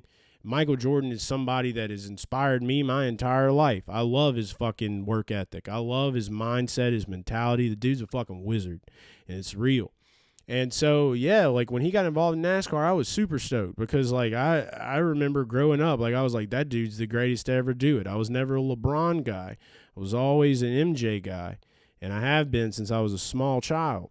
So, I mean, the first year that they won the championship in Chicago, I was born. It was like, you know, it was like destiny almost for me to be an MJ fan. So I don't see how, you know, when a jury looks at this and depending on what they do have that comes out in trial and what they do talk about, it's just, I think the majority of the people I've talked to, they all tend to lean towards the teams now. They all tend to lean a little bit more in the team's favor. And I think that especially if you're a NASCAR fan now, after seeing some of these messages, you're probably in that point where you kind of want to see some justice because you just want all this bullshit to stop. Kind of catching up in the chat a little bit here. MX304 says, one thing to remember about the IHRA stuff is that the new owner of IHRA doesn't have decades of motorsport series management experience. The owner is literally a new billionaire from lottery win. Yeah, that tells me a lot. I know people that have won the lottery, and most people that win the lottery, they end up broke within like a year. So it's just like, if you've never, like, had experience managing large amounts of money like that, or, like, known people that have, like, I'm very fortunate to know people, like, I've never been in possession of large amounts of money like that, but I know people that have. And I ask them questions a lot. I'm like, hey, if I ever did get in a position where I had large amounts of money, what are the smart things to do? Like, what did you do? I look to successful people usually for advice, people that have experience in those neck of the woods. So hopefully he's got some successful people around him to help him manage that right. Because if you're just a guy that has an idea and you don't really know how to manage the money, when you're a lottery winner, things don't always stick around and last. So that's really good information right there, MX. Kyle Cush, 420 in the chat. Let's go, dude. Hey, Acerostein48 from the Garage Guys era, and I've been really enjoying your live streams and channel now. Fuck yeah, dude. Currently now, I'm just watching NASCAR anymore. I'm just not watching NASCAR anymore. I might watch IndyCar. IndyCar been really good recently, but it's nice to be here again. Might call in some other day. Fuck yeah, Kyle Kush. Call in, dude. Call in stoned. Call in when you're high, dude. That's what I want. I like those conversations. That's where we can get wild. We can get a little deep with it. You know what I mean? It's in your name, so I'll say it. I appreciate you for being here, though. Dirt Merchant is watching. BFOS8659 says, Cars Tour is owned by Dale Jr. and Harvick. They don't own Flo. No, they do not. They are guys that own are in leadership positions of the Cars Tour. So is Jeff Burton. Jeff Burton was involved in that, too. Kyle Kush says, I got to watch more World of Outlaws, USAC, and Cars Tour. Jameis comes in and says, Judge Bell has ordered in-person testimony from the captain and Mr. H. Yes. So I did see something. So unless there's some new developments that I've missed, has there been any new news that's come out? Let's go look at, I'm going to go look at my home tab and see if there's any new things that have come out while we've been doing this. From what I heard, Hendrick was not going to have to be deposed. I know that Penske's going to get up on the stand and stuff like that, but I think that they said that that Hendrick was going to try to wiggle out of it, from what I heard. Could be wrong. Let me know if you have any more information than I do. MX says at one time was bigger than NHRA in drag racing. They still sanction a lot of local tracks and sportsmen. So just explain to Kyle a little bit about what the IHRA is. And MX says, I think Flo has a stake in cars as well. They very well may. I mean, you look at ESPN getting a stake in the NFL. You look at Fox getting a stake in IndyCar. It seems like that's where it's going. I had a conversation with somebody not too long ago. I was like, just wait. About 5 more years or so, you're going to see media transform completely. Everything's going more decentralized these days. All these companies. Did you see Chick-fil-A and Dick's Sporting Goods started a fucking entertainment media company? They're going to start creating their own media. The influencer era is basically dead. Within the next 5 years, especially with AI development now, people can make an influencer video with AI like that. Like, you got to kind of know what you want to do in this future coming up, and I've been trying to really prep to get things lined up in a way that I wanted them, doing more of what I love to do. This influencer era is dying out, and more of these companies are going to keep buying into these these sports leagues. Like, I could easily, like with the Peacock deal with NBA, I could easily see NBC buying into the NBA. I could see that. I know Kenny Wallace had mentioned, and we'll have him on here in about 30 minutes. Kenny had mentioned the thought of NASCAR maybe selling some to NBC. Don't really know if they would do it, but I mean, even he was in this situation now where he's like, maybe it's time for something new.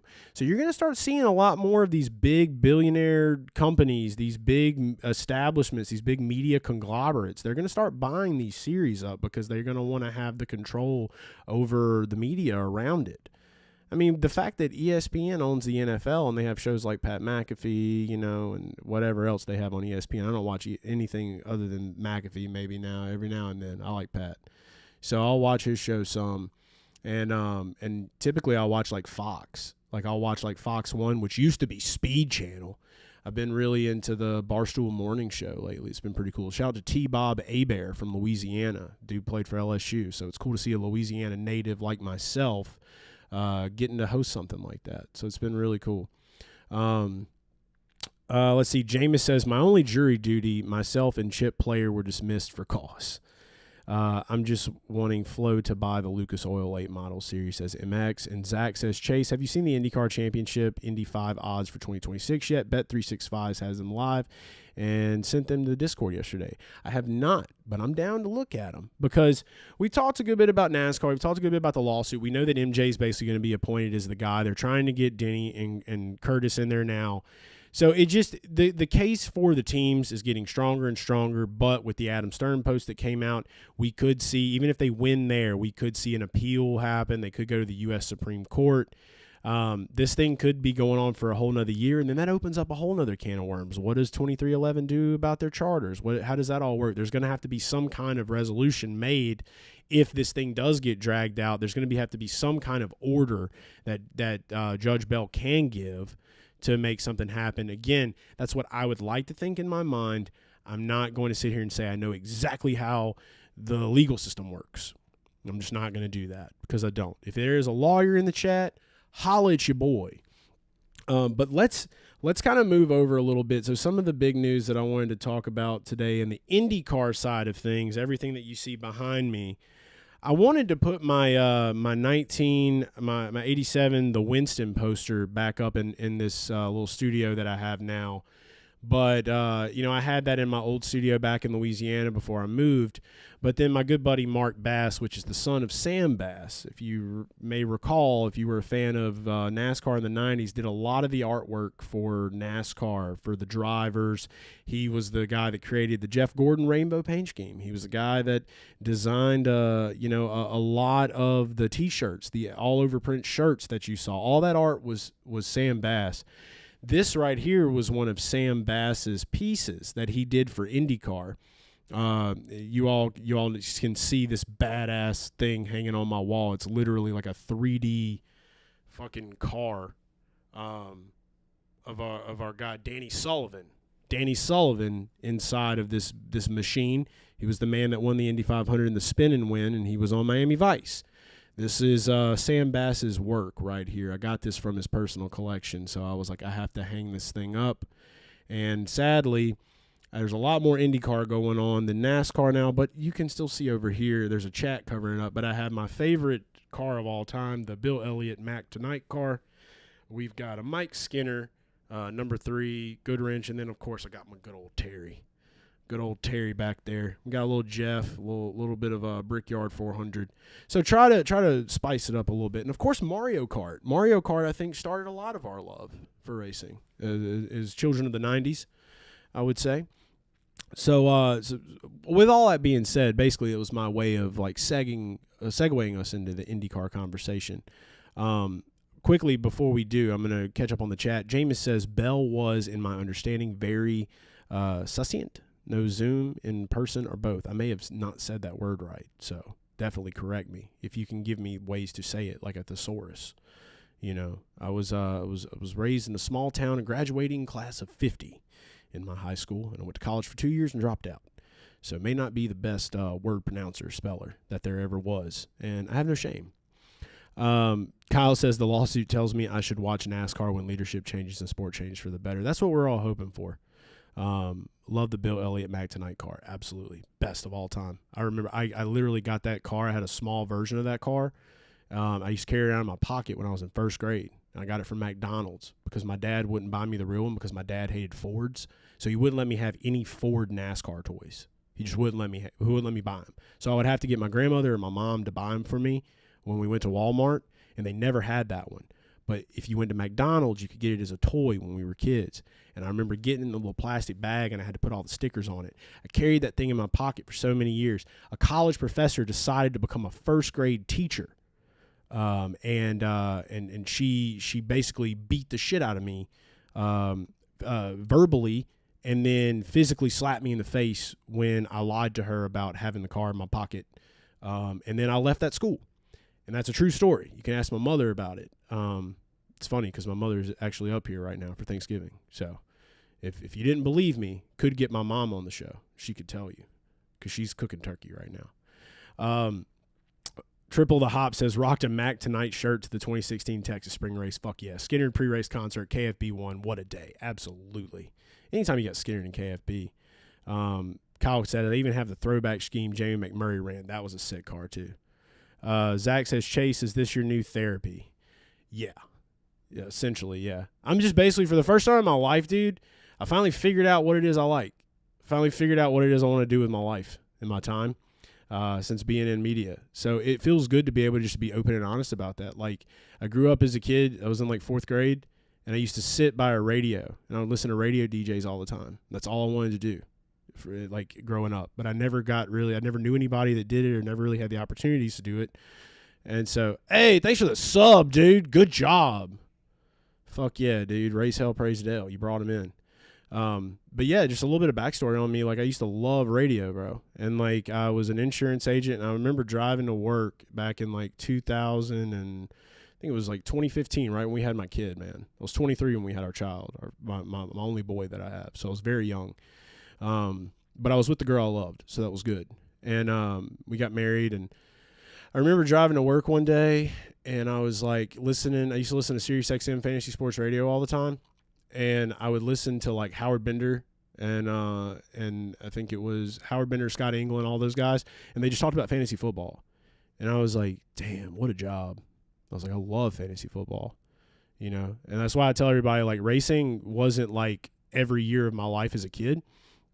It was like it was something that I fell into when I got into the fantasy sports industry, because like I just wanted to have a job in fantasy sports, and I wanted to be able to talk on the radio, and I wanted to do radio, and that was always what was fun for me. So getting in with Rotoballer, I was writing articles, like cleanup articles for Tennessee Titans, and then I realized they didn't have a NASCAR DFS team. And I reached out to the guys at Rotoballer, and I'm like, yo, like, if no one is doing NASCAR, like, there's a product on DraftKings and FanDuel. I want to write articles about who people should play in NASCAR DFS. And because I spent so many years going to Talladega, like, with my dad and my mom, I always loved NASCAR. I thought it was badass, and I loved the cars, and I would follow it loosely. Like, we would come home from Talladega, and I would watch, like, 1 or 2 races the next couple weeks. And then, like, if my dad was working on Sunday, I really didn't watch it. Played baseball, skateboarded a lot. And but we would always go to Dega, dude, and Dega was always a party. And Dega was always fun, and I just loved going fast. Loved Need for Speed video games when I was a kid. You know, the Fast and the Furious movies, obviously. Anything, and then when I got my first car, there's a lot of stories there. I used to like to do a little bit of the old street racing when I was a kid. So I just, like, in a weird way, like, I wanted to be a driver when I was a kid. And then, like, my dad was like, no, we don't have the money for that. So I just kind of, like, hung that up because I thought that it would never happen. I didn't know anybody. But I still loved racing and wanted to talk about it. So I did that. And yeah, when I took over the NASCAR team, we got Scott Engel came on board, dude, and we blew up. We were the #1 fantasy NASCAR team in the whole sports industry.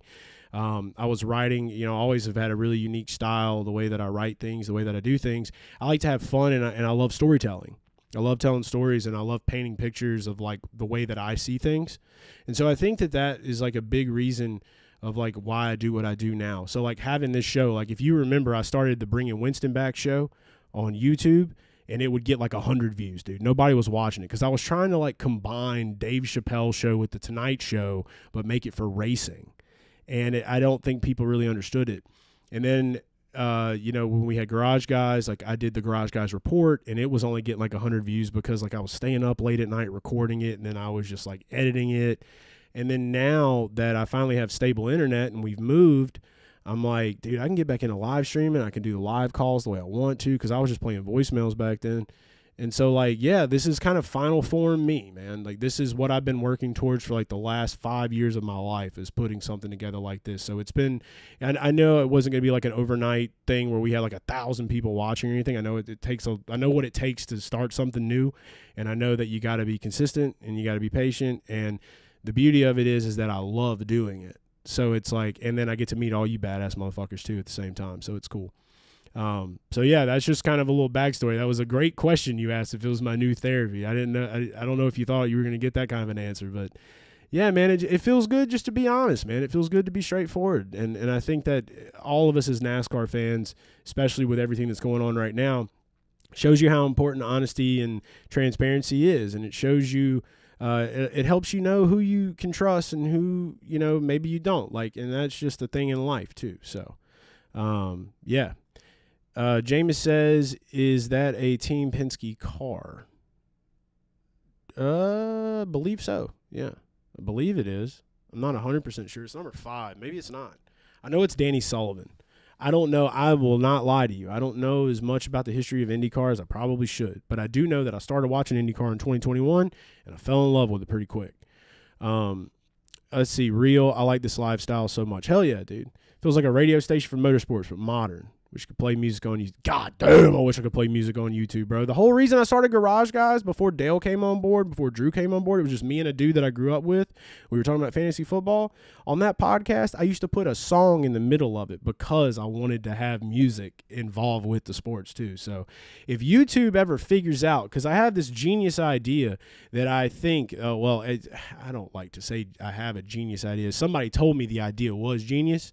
They said, you know, because I was like, man, wouldn't it make so much more sense in today's time if, you want to stream a race, and you find a way to stream the race on a live stream, and then you get taken down like 5 minutes later, or like you play a song on the thing. Hey, what's up? Thanks for the super chat. May 2027 be the final year for the Roval.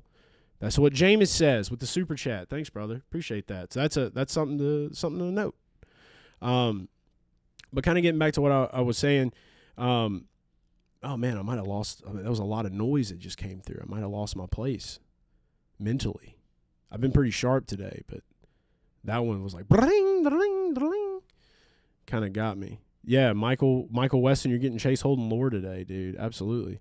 But, yeah, like I would put the music on. Well, okay, back to the idea. I got it now.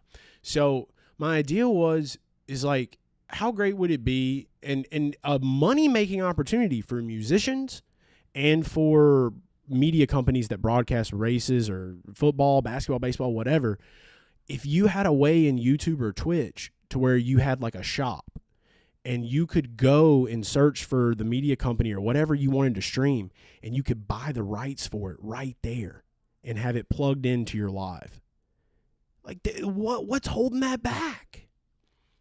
What's holding that up? If somebody likes to watch racing but they don't really care about who's in the booth, how badass would it be if you could go and pay, you would definitely have to make it work as a business sense, but like if you could pay $100 to get the rights to the race for one live stream, or if you could pay like an annual subscription to a media company and you could live stream anything that they had, you basically become the broadcaster of that event. So every individual that maybe likes the way that one person does something or another person does something, they can just buy it.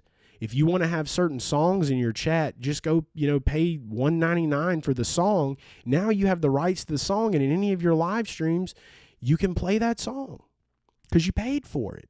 It just makes so much more sense in this future that we're heading into.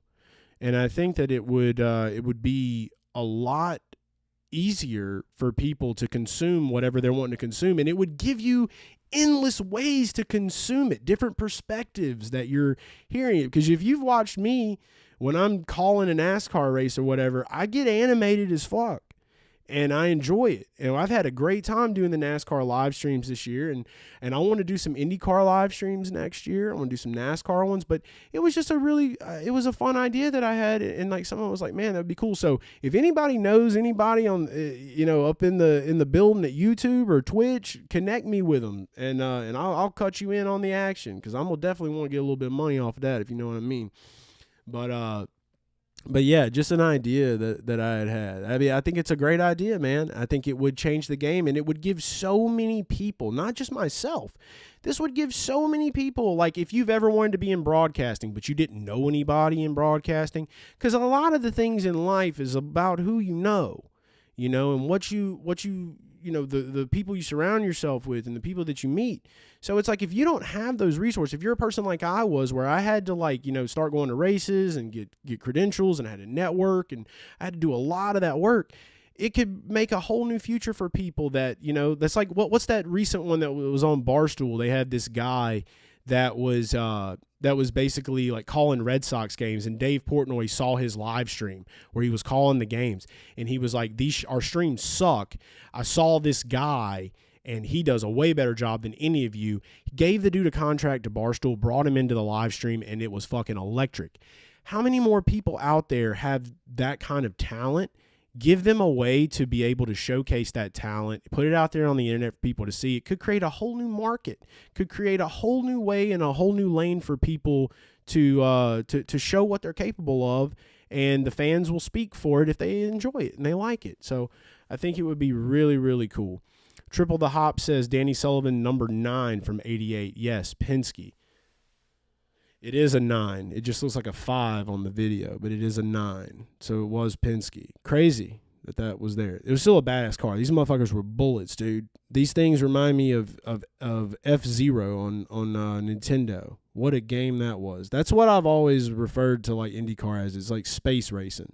They're very colorful cars. They're open wheel, and when you watch them rip around the Indy 500, dude, it's fucking nuts. That shit, like, I don't know, dude. I got a chub low-key when I went to my first 500. I'm not going to lie. It was exciting. they're not as loud as the NASCAR is, but they're like hornets. So, and it's just they're faster. It's fun. I heard some news. I was talking with Ty Gibbs at World of Outlaws. And he was asking me, he was like, man, he was like, you really like IndyCar? I was like, dude, I fucking love IndyCar, dog. I was like, they need to take some of these restrictions off these cars y'all got because them motherfuckers are fast. And I was like, and if you're going to Phoenix, you're going to see the difference in speed. I'm going to tell you that right now. It just looks faster. It looks faster. And it looks good. And they got a full season points championship. Shout out to IndyCar. It's going to be a big 2026. And speaking of that, you guys have had all the Chase Holden lore today. You know exactly my whole life story now of like how I even got where I am right now. So always cool to be able to tell you guys more about me as a person, and I like learning about you guys too. If you've ever met me at a racetrack, you know I like to. I'm just a guy, dude. That's why they called me Garage Guy for so many fucking years. Just a guy, and have a good time with it. But I think we got another chat that I'm not getting here. Let me refresh the chat. Refreshing the chat. There was a big long message here. It didn't pop up here. I don't know. I can't really read it. What does it say? NASCAR will never allow people to buy the rights to an independent streams. Way too much liability. Imagine if a big streamer dropped or while broadcasting a race. Yeah, I mean, I guess I can see it from that standpoint. But at the same time, it's like that's the individual that is just streaming the event. It's not saying that you're affiliated with that streamer. It's just you can sell the rights to it, and I don't really think you'd be liable for that. If you just sold the rights, you really have no control over what people are doing with it. But if you sell it and put it out there, and it's like, you know, it's closed source. It's not like an open source thing where you could do it. Like, it's only available on Twitch, and like you can't, you know, like record or make clips or whatever else. Like, you could find other ways to do that. But I think that would be the kind of the workaround there on that one. Like, but people are going to be shitty. You can't really control what people do. But as a money-making avenue, you're going to have your normal broadcast on whatever your partner's with. This just gives you an additional source of income if streamers do want to do it. Whatever they talk about while they're streaming it is their own view. That's their own opinions. That doesn't really necessarily have to be affiliated with that, because the same streamer that could stream NASCAR could go stream an NFL game and do the same thing. So there would be laws put into place for that. But that is good thinking, because that gives me another thing to add to my list of things. So when the time does come and this actually becomes reality in the near future, I'm going to go back and I'm going to be like, even though it didn't pop up in my chat window here, I'm going to remember that MX, I think it's, let me read, my eyes are fucking bad. MX304, I'm going to remember you, because I'm going to be like, oh, make sure you do this and make sure they know this. And I'm going to be like, thanks to MX in the chat that one time on November 26th for Thanksgiving, you know, we got to make sure that we cover our ass, you know, legally. You want to cover that ass, 100%. I think we're all learning what it means to cover that ass. Jameis says, I took explorers classes at WSOC TV as a 14-year-old, then again at 15, and ended up being a sports intern flying in helicopter to HS football games in 84. That's cool. Flew in a helicopter to high school football games? That's wild. What high school were you going to? You going to the one in the fucking Friday Night Lights, dude? That's a wild mode of transportation. Triple the Hop says, Tom on going to Road America or Milwaukee?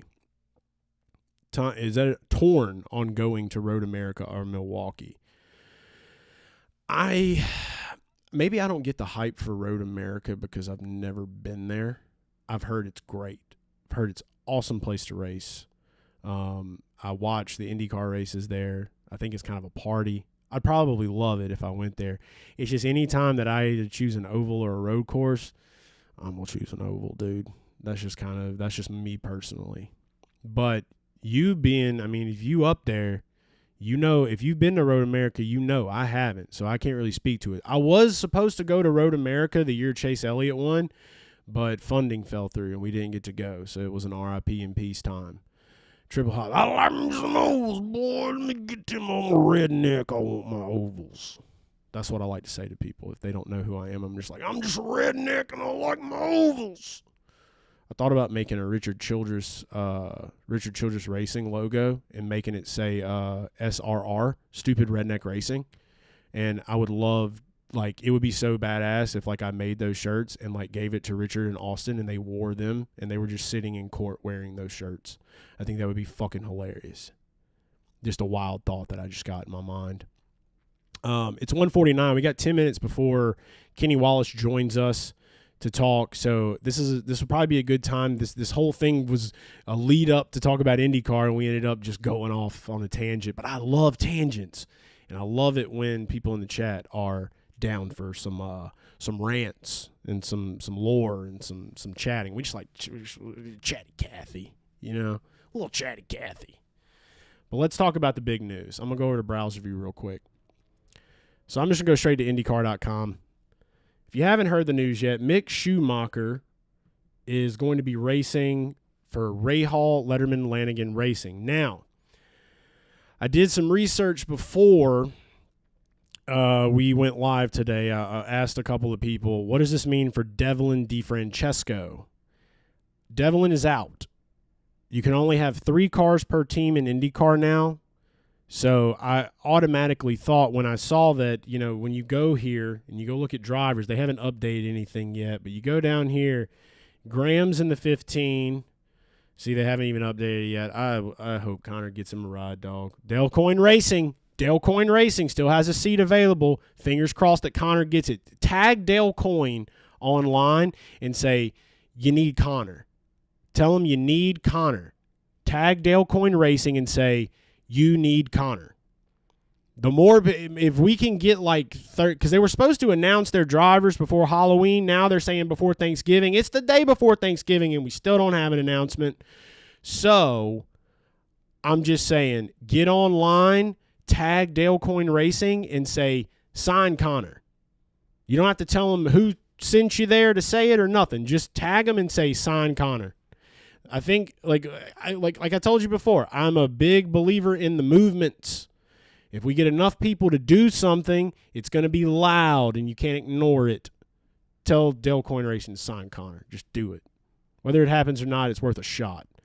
Prima, there's no official announcements on Prima. As far as I know, they're having financial troubles, and I think the rumor has been that they're probably not going to make it. Louis Foster is the other driver. He was the Rookie of the Year this past year. He drives the 45. And then you had the 30 of Devlin DeFrancesco. So obviously Dev is out, and we do see here that there will be a new number. He'll be driving the number 47 Honda for the entire 2026 season. So Mick came and tested. Mick is the son of Michael Schumacher. Always cool to know that when an F1 guy that talks shit on IndyCar, his child decided that he was going to come race IndyCar. A good act of rebellion, and I like it. So, yeah, there we go. MX, I don't know. All I'm saying is that it ain't like he ain't got nothing. So tag DCR, tell him sign Connor. Okay, we want Connor in IndyCar. You want to see a Dale Coyne Oval win in 2026? Tell him sign Connor. Mick Schumacher's introduction to the NTT IndyCar Series came quickly. So did his next career move. So he's basically in 26-year-old son of the 7-time Formula One world champion Michael Schumacher. He talks a little bit about the car. He says it was pretty quick. Jay Fry said that I guess they kind of knew that they wanted this to move, and I think a lot of people were speculating it, but nobody was really getting their hopes up because it was just a test. I personally was surprised by this news. I thought they were just getting a big name to come over, test the car, have some fun. No, homeboy is fucking in, and I love that for IndyCar. This is huge for IndyCar.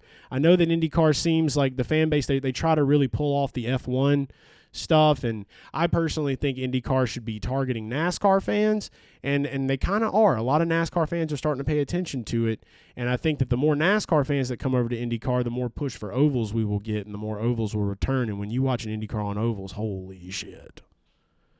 Schumacher left his first IndyCar Series outing aware the next step was his choice. The team was impressed and waited to hear whether he would join Graham Rahal and Louis Foster in RL's 2026 lineup.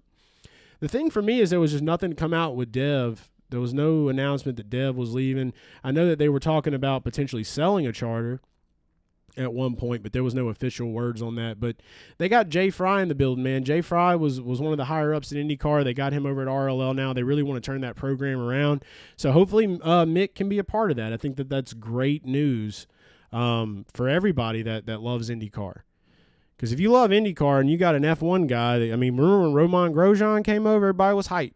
Everybody's like, a lot of those F1 guys will come over, but I think some of the stigma that people have in the F1 world, they're all kind of like, oh, that's where you go if you fail in F1. Da, da, da. Well, you come over and try an oval. Most of the F1 guys don't even want to race on ovals.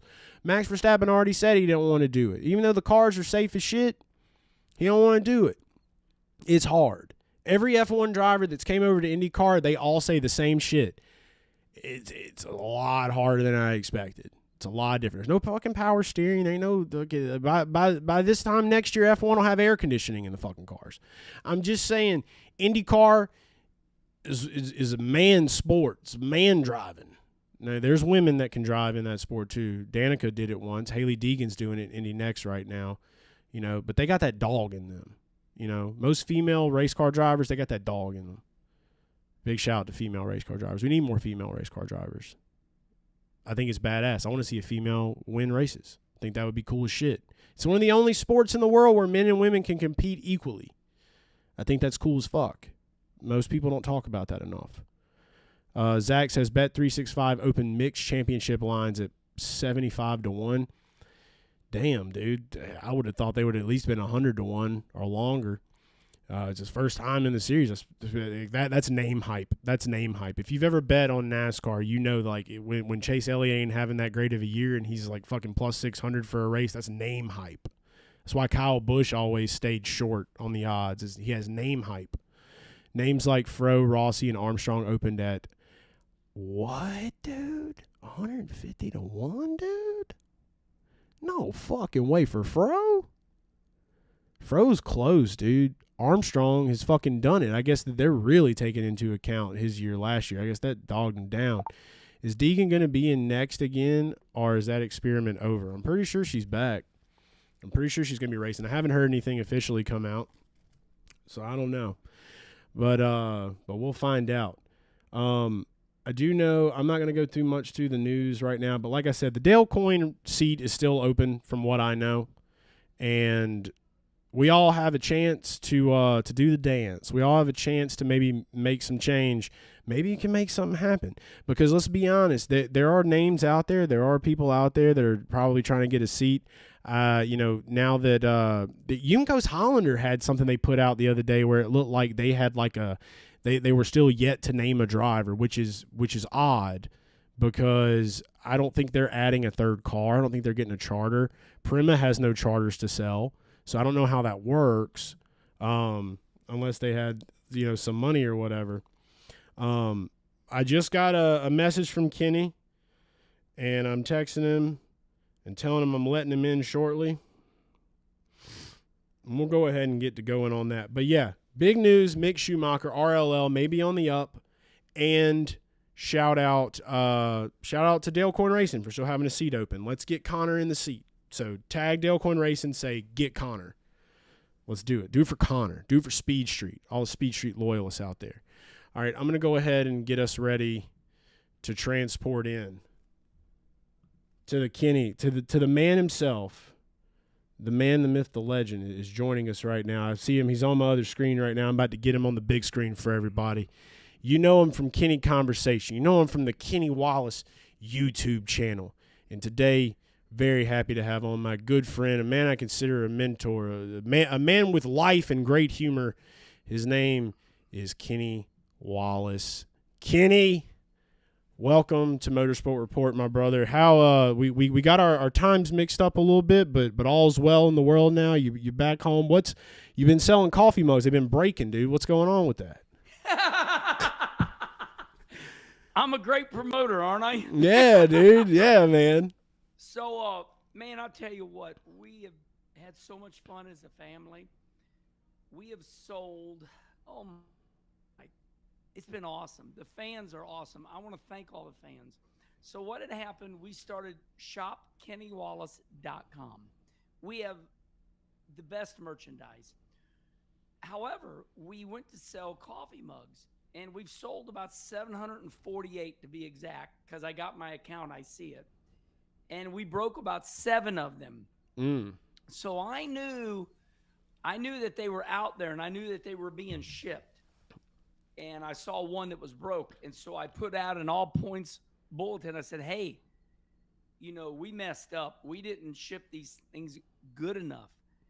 And everybody was cool, and man, it just went nuts from there.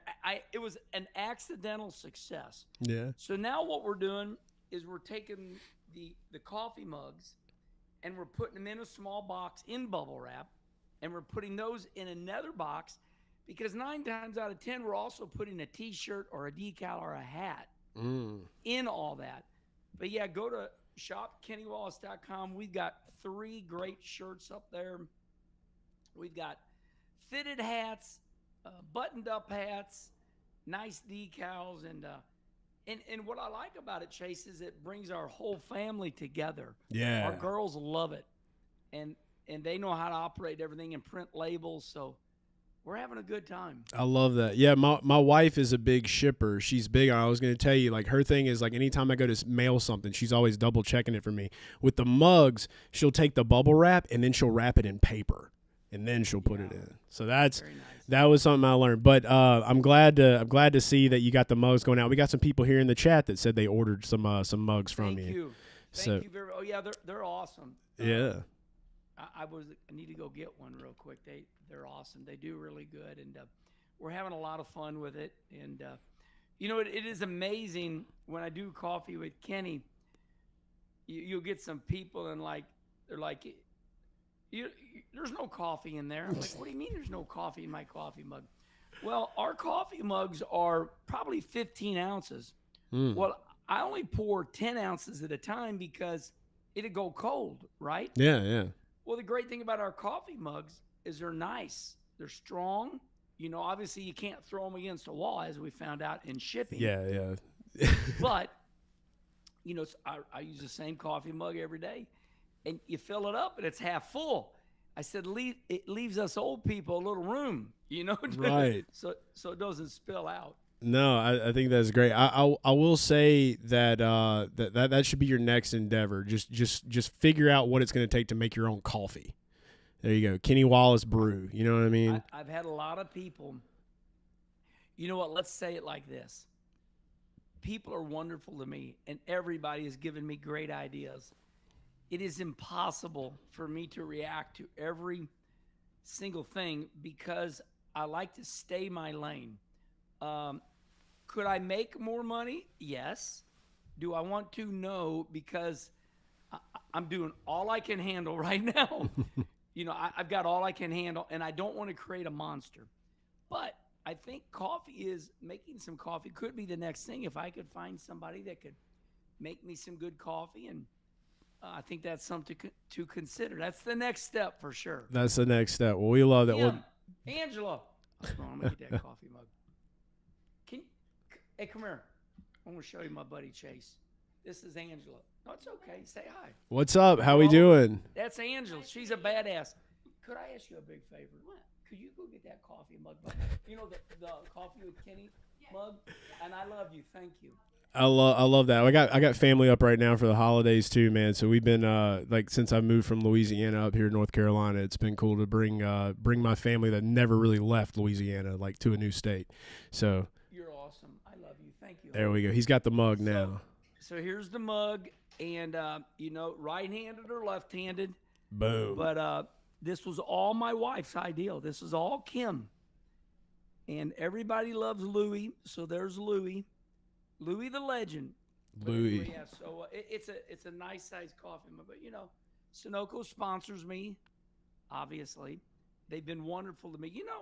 Sunoco has been my fuel sponsor for 2012 or earlier. Damn, yeah, they've been in the sport for a long time. I know that. So them being a part with you, that was kind of a no-brainer. You do a great job for them. I wanted to kind of talk with you a little bit about everything that's been going on. You posted a video on X that really it really evoked some emotion in me, man, because like I know you pretty well, and I know you like to kind of joke around. You like to have a good time. We're kind of similar in that standpoint, but it was kind of like a little bit more of a serious side of you. And I think that a lot of people are in a vulnerable spot right now. So that video that you put out talking about, everything that came out in the text messages with Steve Phelps and stuff, like, what was your first thoughts like when you read everything on, I think it was Friday that Bob dropped all that stuff? Like, how did you just see it scrolling, or did someone send it to you? How'd you figure everything out? Got up that morning and grabbed my coffee, ate my banana, got on there and started, reading my newspaper. And then I have Channel 2 News on here in town. And I like to spend about an hour to an hour and a half waking up in my older age. I love it. I don't like to get up and go right away because I'm retired. Yeah. And I like to get up, grab a coffee, eat a banana, and turn Channel 2 News on, and then start scrolling and seeing what's up. And I just saw it. It was like breaking news. And I'm like, so then I push on it and I zoom in, I read it, and I'm like, this can't be real. Well, then when we realized it was real, I thought to myself, I started going into my business sense of mind. I thought, okay, NASCAR knew this was coming out. Mm-hmm. How in the world did they prepare for this? Yeah. Did they hire somebody, because this is damage control now. Mm-hmm.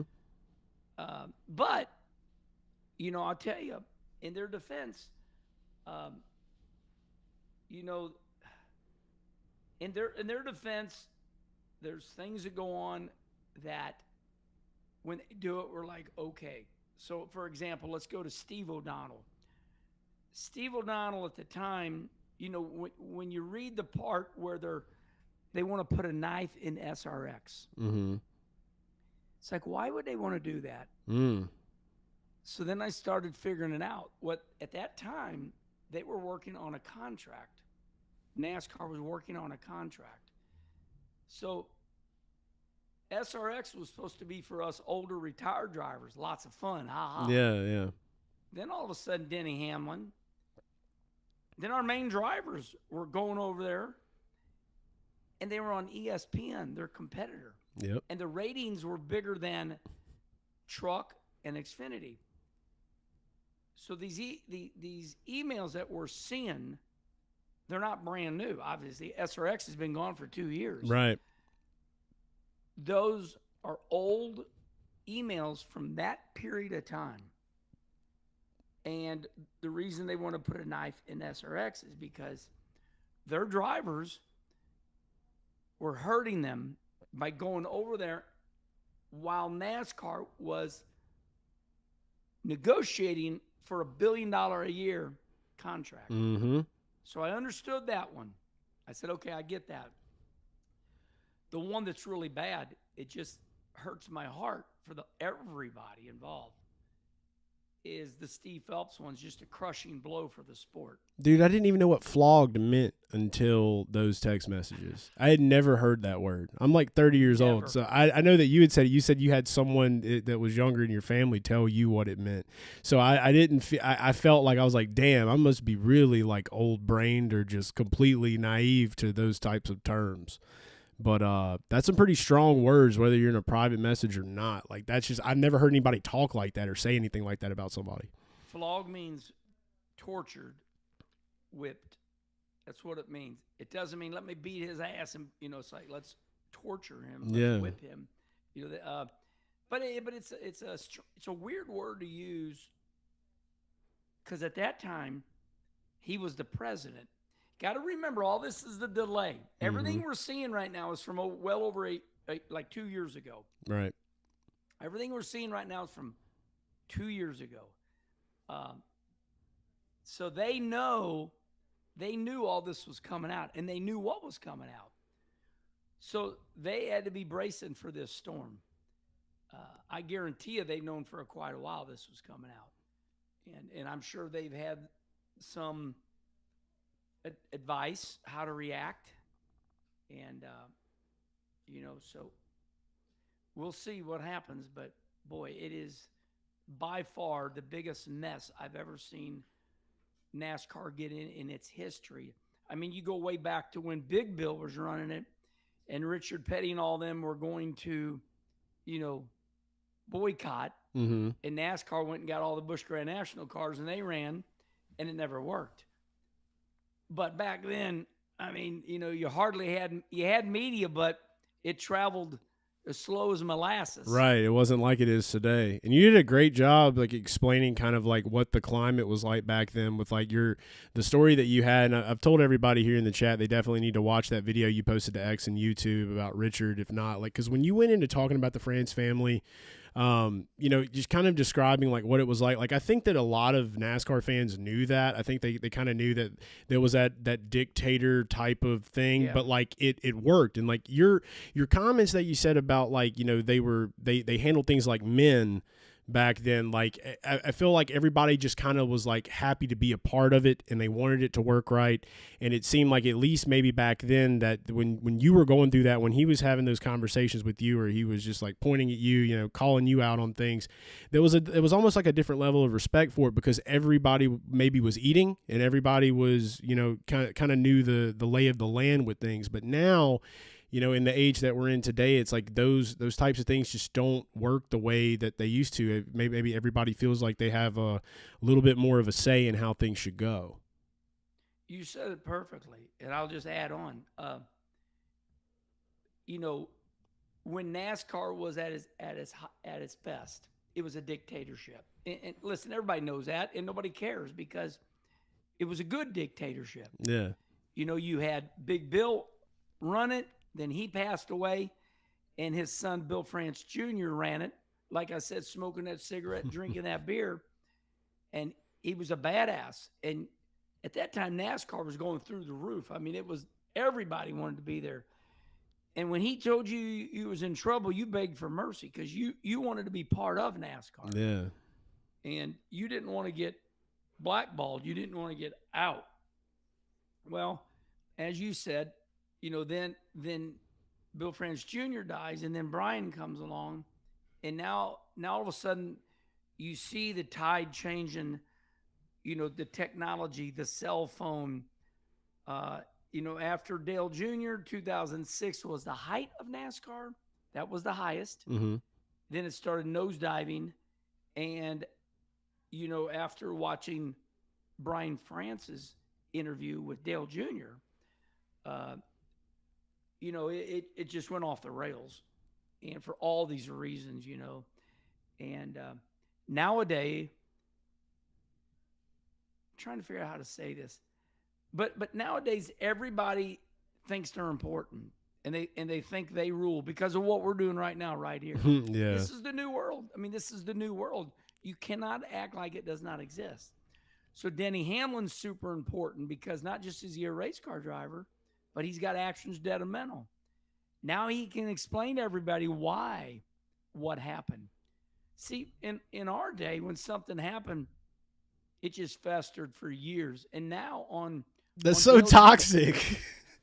Oh, yeah. I mean, fires get put out by the second now. I mean, it's like, some of this stuff coming on Dirty Mo with Dale Jr., you're like, oh my God, now I know why that happened back then. Yeah. All that DEI, Dale Earnhardt Jr., Dale Earnhardt Incorporated, when everybody, be fired or shut down, all these years later, now you found out. It's like, it's kind of like, dun, dun, dun, dun, dun. Yeah. 20 years later, dun, dun.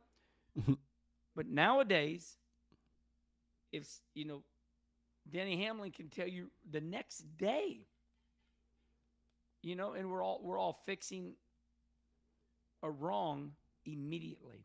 Yeah. So the news cycle doesn't even go by the day anymore. It goes by the hour. Right. No, I completely agree with that. And I think the thing too, another reason why I personally, like, after thinking about it a little bit more, like, I think the reason that things worked the way they did so well back when like Bill France Jr. was around is just because there was maybe more alignment. Maybe it was a little bit more passion driven. Like, he actually loved what he did and he made good money doing it. And I think a lot of the fan base right now, from a lot of the things I've seen, it's just like, at some point things turn a little bit more into bottom dollar and some of the passion gets lost or left behind from like what made it what it is today. So I feel that 100%. Another thing I wanted to ask you about, kind of going back to the SRX thing, just to kind of pick your brain, have you talked to Ray Evernham at all lately? And because with those texts that come out, I can't exactly remember if those texts were prior to him leaving SRX or if they were before, because we can all make the speculation that like SRX like had its own issues or whatever internally, not necessarily saying that NASCAR had anything to do with that series being done, but I feel like it does raise the question. It's like it makes you curious because like I remember hearing that like Evernham was leaving SRX and nobody really knew why or nobody really knew what was going on. Like, do you think that there's anything mixed in with that whatsoever? So you and I do so much content that we can't keep up Yeah. with our own content. Right. So about a month ago, I did Kenny Conversation with Ray Evernham, and I never got into that because when I do Kenny Conversation, it is about celebrating that person's career. Right. That is how I get so many great drivers to come on, because my reputation for Kenny Conversation is a complete different personality. Mm-hmm. So when I do Kenny Conversation, it's that third person. You know, there's three of me. Yeah. And we all know that. So that person's like, hi, Chase, really glad to have you on here. You know, I really like what you're doing. That deal, you know, that's that deal. Right. So we don't talk about anything controversy or negativity. So I didn't go that way on Kenny Conversation. However, I mean, I know a lot about XRX. You know, I know that Ray started it. I know that they needed to cut back financially, and Ray was like, no, we're either going to do this right or we're not going to do it. So he peeled out of town. Don Hawk took off.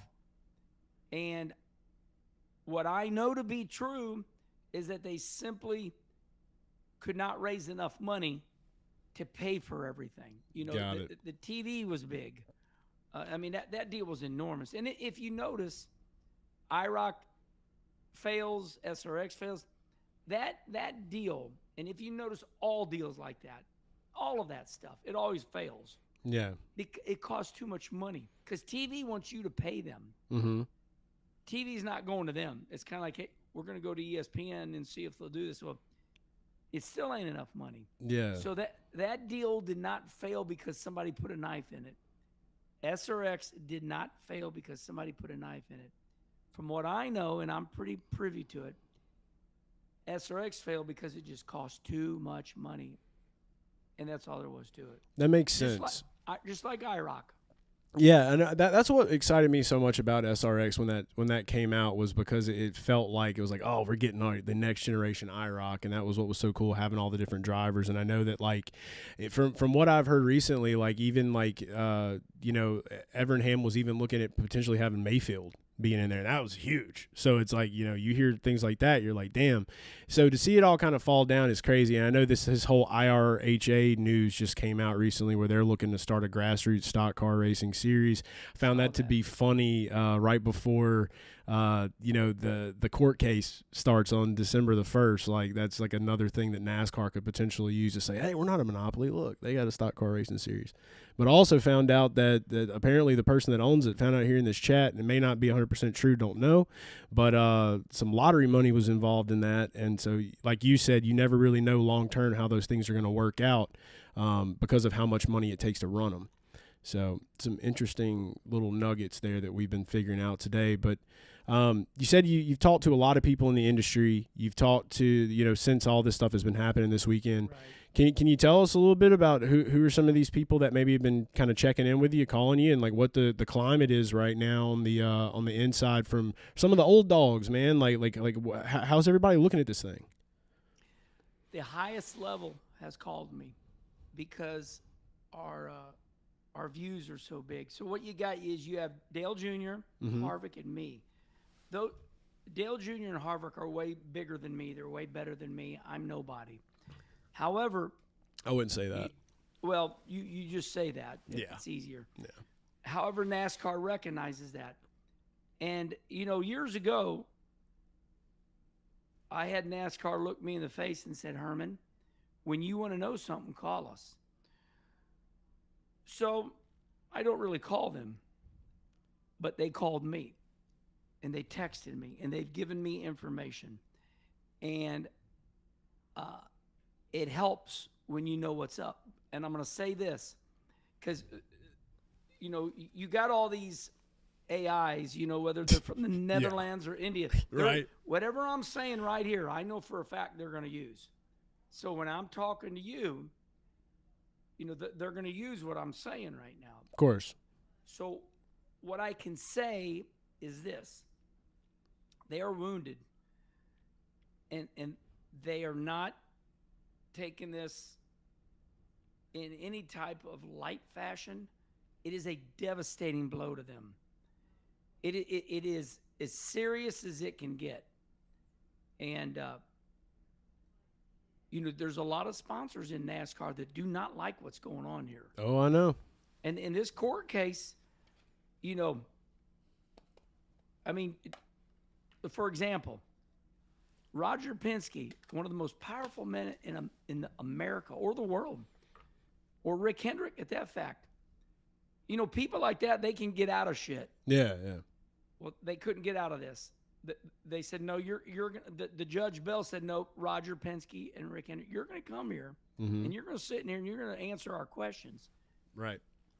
And, you know, this isn't a lower circuit court. This is no hillbilly thing, you know, in Kannapolis. I mean, this is big. Right. So Roger Penske and Rick Hendrick, they got to go there. See, I heard that Hendrick may not have to do it, but is there like something new that's recently developed where he definitely will have to show up? Well, the last thing I read was a day ago. Okay. All right. So I must have missed that one. But remember what we said. It goes by the hour. Mm-hmm. It does. That is true. It goes by the hour. And I would just say that this has only just begun. As bad as it is, it's only just begun because there's more to come. Yeah. I mean, the only emails we have seen is emails from year and two ago. This is a scratching of the surface, and optically, it's already just been like the biggest blow I think that I've ever seen, especially in racing. For sure in racing. Like I talked to Gluck about it a few weeks ago. Like, I mean, it's just I don't think people were giving this story the credit that it deserved of how big. Like, this is a historic moment that we're living through right now, and I don't think people are going to realize that until maybe about a year or two after. But with all this stuff that's coming out, all the tea spilling everywhere, all the different people that are involved in it, it just, you know, doing things legally is one thing, but it's like optically for the fans, it's like, do you feel like there's a path forward for both Phelps and O'Donnell to remain where they are with the damage that's been done optically with the release of these texts? So, when I drove a race car, I was always threatened in NASCAR. Uh-huh. You know, all race car drivers get threatened. How are you doing? How are you performing? Hold on 1 minute. You good, brother? I just realized my computer's getting ready to die. Uh-oh. I'm always used to it being charged up. Uh-oh. But it's okay. You've been busy with all them orders, man. This is what happens. It'll drain that battery. Fun. 1 second. Take your time. We got good stuff coming on here. If you're just joining us, we got Kenny Wallace on. We're talking about the stories. Yeah, so my history is performance-based. Everything I've ever done in my life, even though I'm Rusty's brother, I've got to perform. Right. Okay? Is Steve Phelps and is Steve O'Donnell performing, and is NASCAR better since they've taken over? That's the $1 million question. Now, I just stuck my own knife in my back. I told you that everything listen, Furniture Row, they fired me because they thought I couldn't get the job done. Then they realized it wasn't me after they went through Sterling Marlin missing the race at Bristol, Nemechek missing race, Scott Wimmer missing Michigan, and they called me back. And they said, we're sorry, we want to make this right. Now, I ran 6 in the Twin 150 at Daytona, and I lined up, and it's all good now. Yeah. Okay, the reason I tell that story is I've been through this stuff before. Can Steve Phelps, he should be in his rental car right now. Yeah. Driving. I mean, I can't.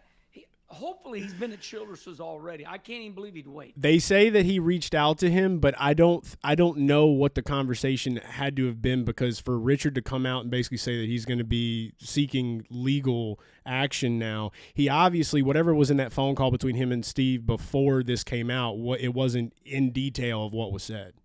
Well, let's put it this way: we're just having fun, right? Mm-hmm. I know you and I know the timeline. Mm-hmm. The timeline, they say Steve Phelps reached out to Richard Childress. Then a week later, Richard Childress comes out and says, I'm thinking about suing him. Right. So whatever the phone call was, it wasn't enough. No. That's exactly what my thoughts was. I was like, because when Bob put that out, he was like, for what it's worth. I was like, obviously it wasn't worth shit, because that's a pretty big deal. Now, I don't know if he'll be able to actually do anything because of the way that evidence has been presented. There's a lot of people are questioning whether he can take legal action or not. Like, obviously, like the big thing that you would look at would be defamation. But slander, all that, you know, I see all the professionals out there. He can't do nothing. It's free speech. I'm like, hold on. Yeah. You know, not everything. You know. Right. No, absolutely. I mean, there's definitely grounds. I feel like, because it's public thing. He's a public figure. There's definitely room for that. But what pisses me off, I think, the most about it is, like, obviously, Phelps probably would have never said something like that to his face. But I think that it's good for Richard, and I think it's good for some people, because I've even learned myself. There's a lot of people in NASCAR that really don't know everything that's happening, and I think a lot of people on the outside think that everyone knows everything and it's all a giant conspiracy and they've all got it figured out. Now, these texts don't really make everything look great, but I think it's good that Richard kind of knows where he stands with these people, especially after everything that he's done in this sport, having probably the most iconic car and driver of all time be a part of that. Like, you would hope that there would be more respect for it. So that's why I came out and I was like, I hope Richard, whatever Richard decides to do, like, I mean, he can do what he wants to do. He's a grown-ass man. So it's like, at the same time, you feel like there should be a level of respect morally for some things, but you learn as you get older that, like, respect is, obviously respect is earned, and but some people just don't see it the way you see it, I guess. And so here's what's going wrong. We have learned through all this, the one thing we learned is when you walk in that garage area, everybody's your enemy. Yeah. This is what all the emails have taught us. And here's why. Because it's not just about NASCAR. You see what Jeff Dickerson from Spire is saying about Richard Childress. That's a whole nother can of worms, too. You got car owners talking crap about other car owners. And, that's just tip of the iceberg, right? Mm-hmm. Like, I've done a Kenny conversation. I've done a video about this. Rusty was the one that told me years ago, my big brother, Rusty. He said, Herman, you can't talk to none of them guys. They're all your enemies. They're trying to get you. It reminds me of Father John when Kim and I were getting married and we're going to pre-Cana class. He says, what are you going to do when you grow up, Kenny? I mean, I'm 19, right? Mm-hmm. I knew what he meant. I said, I'm going to be a race car driver. You knew. And he said, oh, my young man, be careful. Competition will kill you. Mm. So people of age, they know. Everybody tries to, you entertain people in a good way. Hey, you're my friend. How you doing?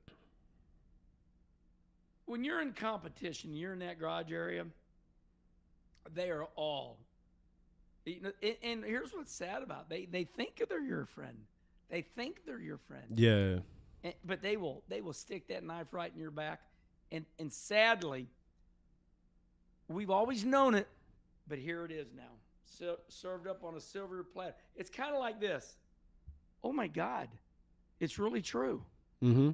No, that's what Tommy Joe Martins came out and said. Like, and I kind of felt what he was talking about there, because he was like, I wasn't dreaming all this up. It was actually real. It was a relief to see all this, because it's like you have to.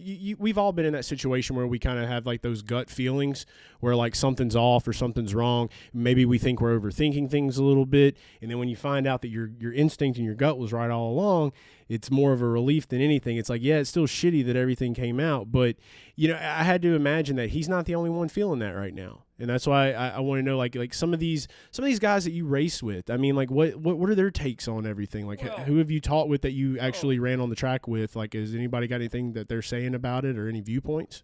Well, we all know Mark drove up my driveway. Yeah, Mark's crushed.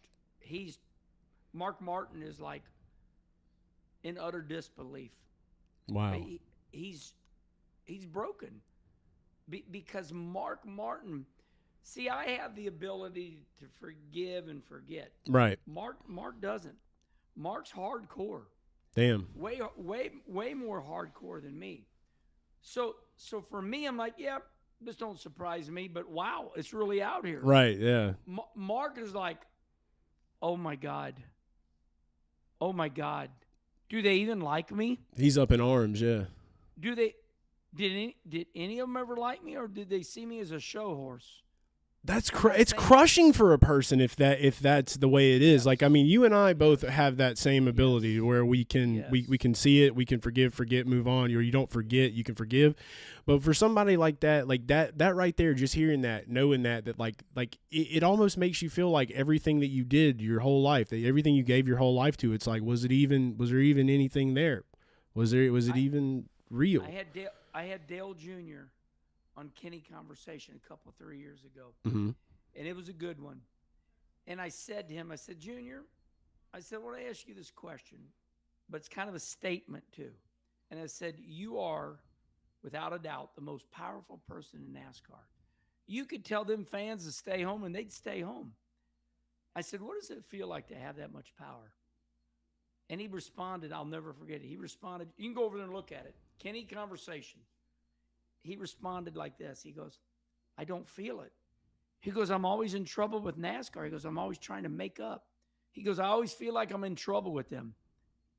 So now, after all this comes out, now I know what he's talking about. That's so wild. Because he was telling the truth on Kenny Conversation. He can do all that good, but what he was saying that day, none of us could believe. But now it's like, oh, he probably has had his ass chewed out a lot by NASCAR. So he probably feels like he's never good enough for NASCAR.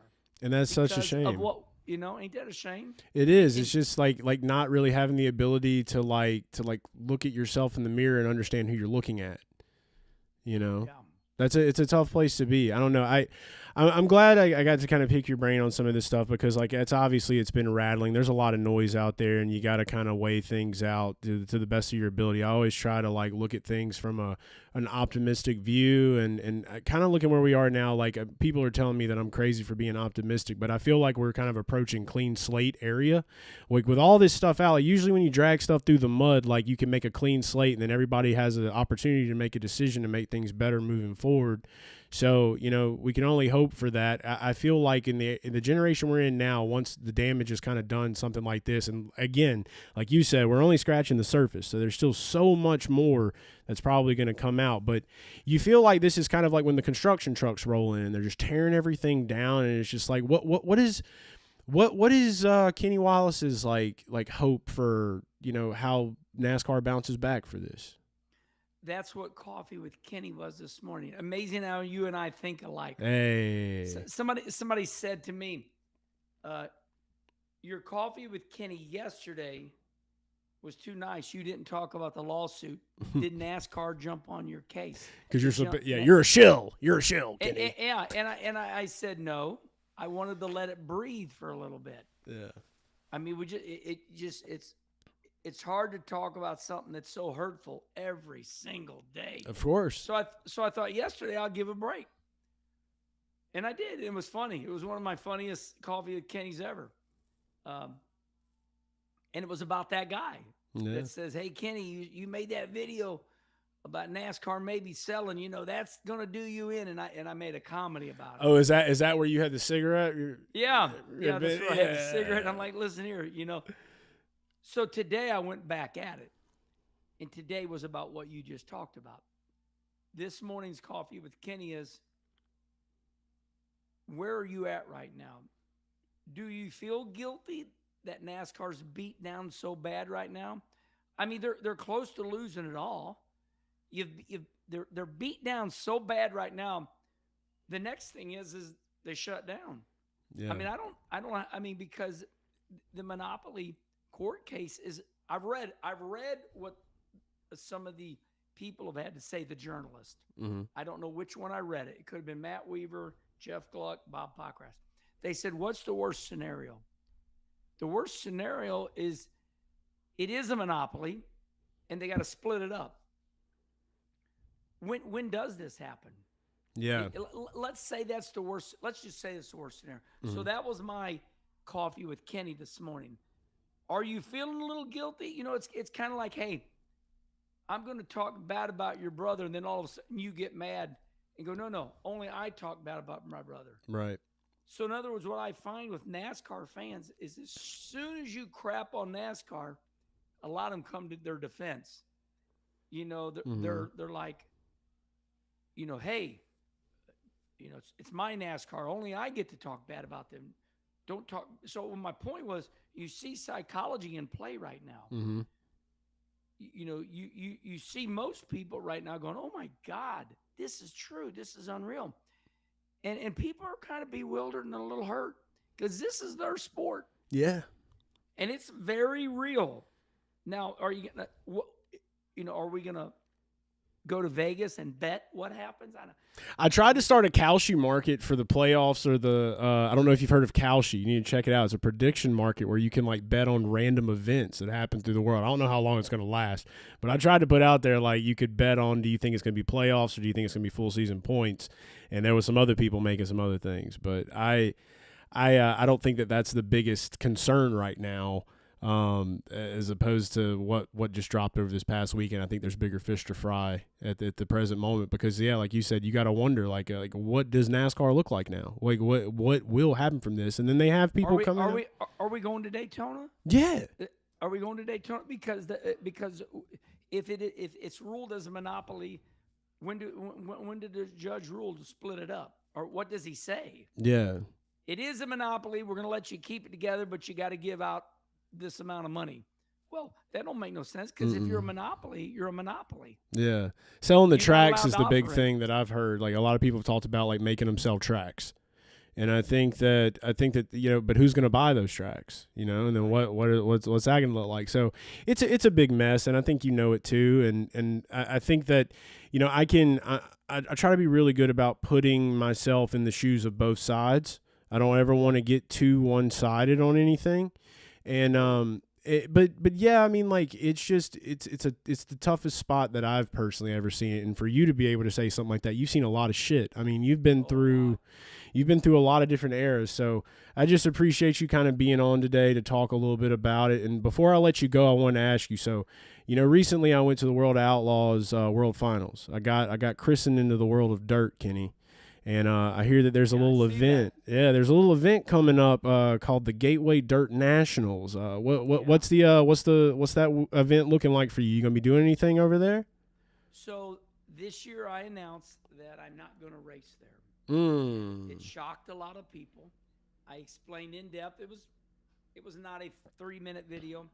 I said, look, I'm 62 years old now. The Gateway Dirt Nationals inside the Dome here in St. Louis, December, 4th, 5th, and 6th. I don't know how I could ever top the incredible moments in my career, even over NASCAR. I won a race there. I almost missed the race, and it was called Win and You're In. And I took the lead on the last lap. Man. And, 30,000 people going crazy, and I can't top that. Then I got out of the car and I acted like Ric Flair, and the crowd was going nuts. Then a couple years before that, I won a qualifier. But it just comes a point where that event is very tiring for me. it's an enclosed area. Yeah. It's a lot, man. It's a lot. You know, if somebody said, Herman, just show up and drive the car, I think I'd consider it. That's the only reason I go to Volusia now. Yeah. My man Nick Hoffman fields the car for me. I mean, I fly down there with my helmet bag. Hell yeah. Shout out to Nick. And I stay at Rusty's house 20 minutes from the racetrack. Love and that. I can't go to Volusia any easier. It's so awesome. And I got a good race car. The Dome is hard on me. However, I do support it more than if I ever raced it. And I'm excited for them. So they'll start racing on Thursday, December 4th. And then Kim and I will leave for our cruise on the 5th. We'll get down there around Fort Lauderdale, and we'll get on the ship on Saturday. And we're looking forward to it. And I'm at peace with it. I'm happy to be going on the cruise. I need a break. For sure you deserve it. You gonna hit a Senior Frogs on your cruise? That's kind of the thing to do, huh? Well, we were supposed to go to Jamaica, but I saw in one of my emails because of the the hurricane, they've replaced it with Cozumel or Cancun. And people say, "Where are you going?" I'm like, "It don't matter. This is about my 40th cruise." Yeah, they all the same to me. I hear that. They really are. But I'm cruised out. I go on these for my wife, and I think the next year we finally are going to go. We're going to go land and sea for Alaska, which we're going to start maybe in Fairbanks and come on down on the train and get on the cruise ship. That'll be interesting. I got a lot of vacationing planned. I'm excited. I know, man. You've been Kenny Wallace worldwide, dude. This is what we're going to start calling you. You're going all around, man. Yep. I'm going to, let me see, Monday, February 9th, Kim and I are getting on the plane, and we got a tour group here in Kirkwood, Missouri. We're going to Winter and Yellowstone. Ooh, Yellowstone's great. Excited. I used to go there all the time when I was a kid. I had family in Montana, and getting to see Old Faithful was very excited about. It's a great time. I love that for you, brother. Well, dude, it's so good to get to catch up with you, and happy Thanksgiving to you, man. And let's keep in touch and enjoy that cruise. And I'm sure a lot of these people watching today will be watching Gateway Dirt Nationals, so I'm sure you will as well. And we're going to enjoy some good dirt racing. I'm your biggest fan, Chase. You know I love you. You do a great job. You show a lot of hard work. You work hard. That means a ton to me, brother. You really have no clue how much that means, man. Greatest mentor of all time. Kenny Wallace on the show. We appreciate you, brother. Thanks so much. Bye. Thanks.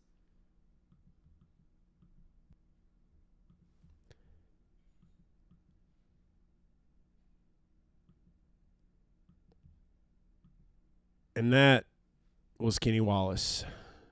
Love that man to death. Great guy. Anybody that calls Kenny Wallace a shill, I hope you watch that interview.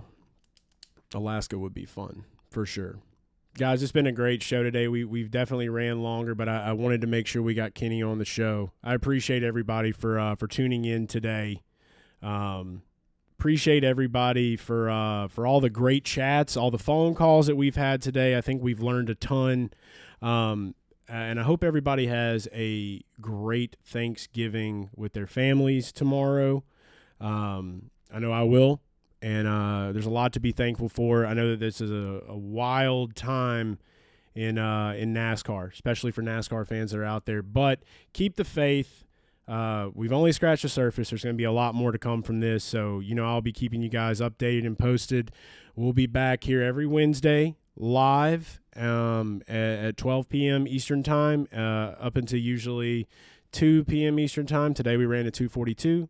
Special situation. We had to wait because I messed up time. But very glad that we had Kenny on. It's always great to chat with him. And I hope you guys enjoyed that conversation as well. I'll have that as a standalone interview for anybody that missed it on YouTube either later today or early tomorrow. But yeah, a lot of racing still going on. Make sure you got Flow. Again, they had a modified race coming on in New Jersey this weekend, I think, for Thanksgiving. And then we'll have Gateway Dirt Nationals coming up the following week. So a lot of racing still to watch. We'll be kind of covering a little bit here on Motorsport Report. And as always, if you want more day-to-day coverage on anything or just want to shoot the shit with me on social media, you can follow me at Garage Guy Chase on all social media platforms. Thank you so much for watching. I hope you like this video. Make sure you subscribe to the channel. Share this with a friend today if you enjoyed it. All growth is great growth, and definitely looking forward to continue growing this YouTube channel. And we'll have all this out on podcast form for everyone as well in the near future. But that's going to be it for me today. Thanks so much for tuning in to Motorsport Report, Motorsport News for you.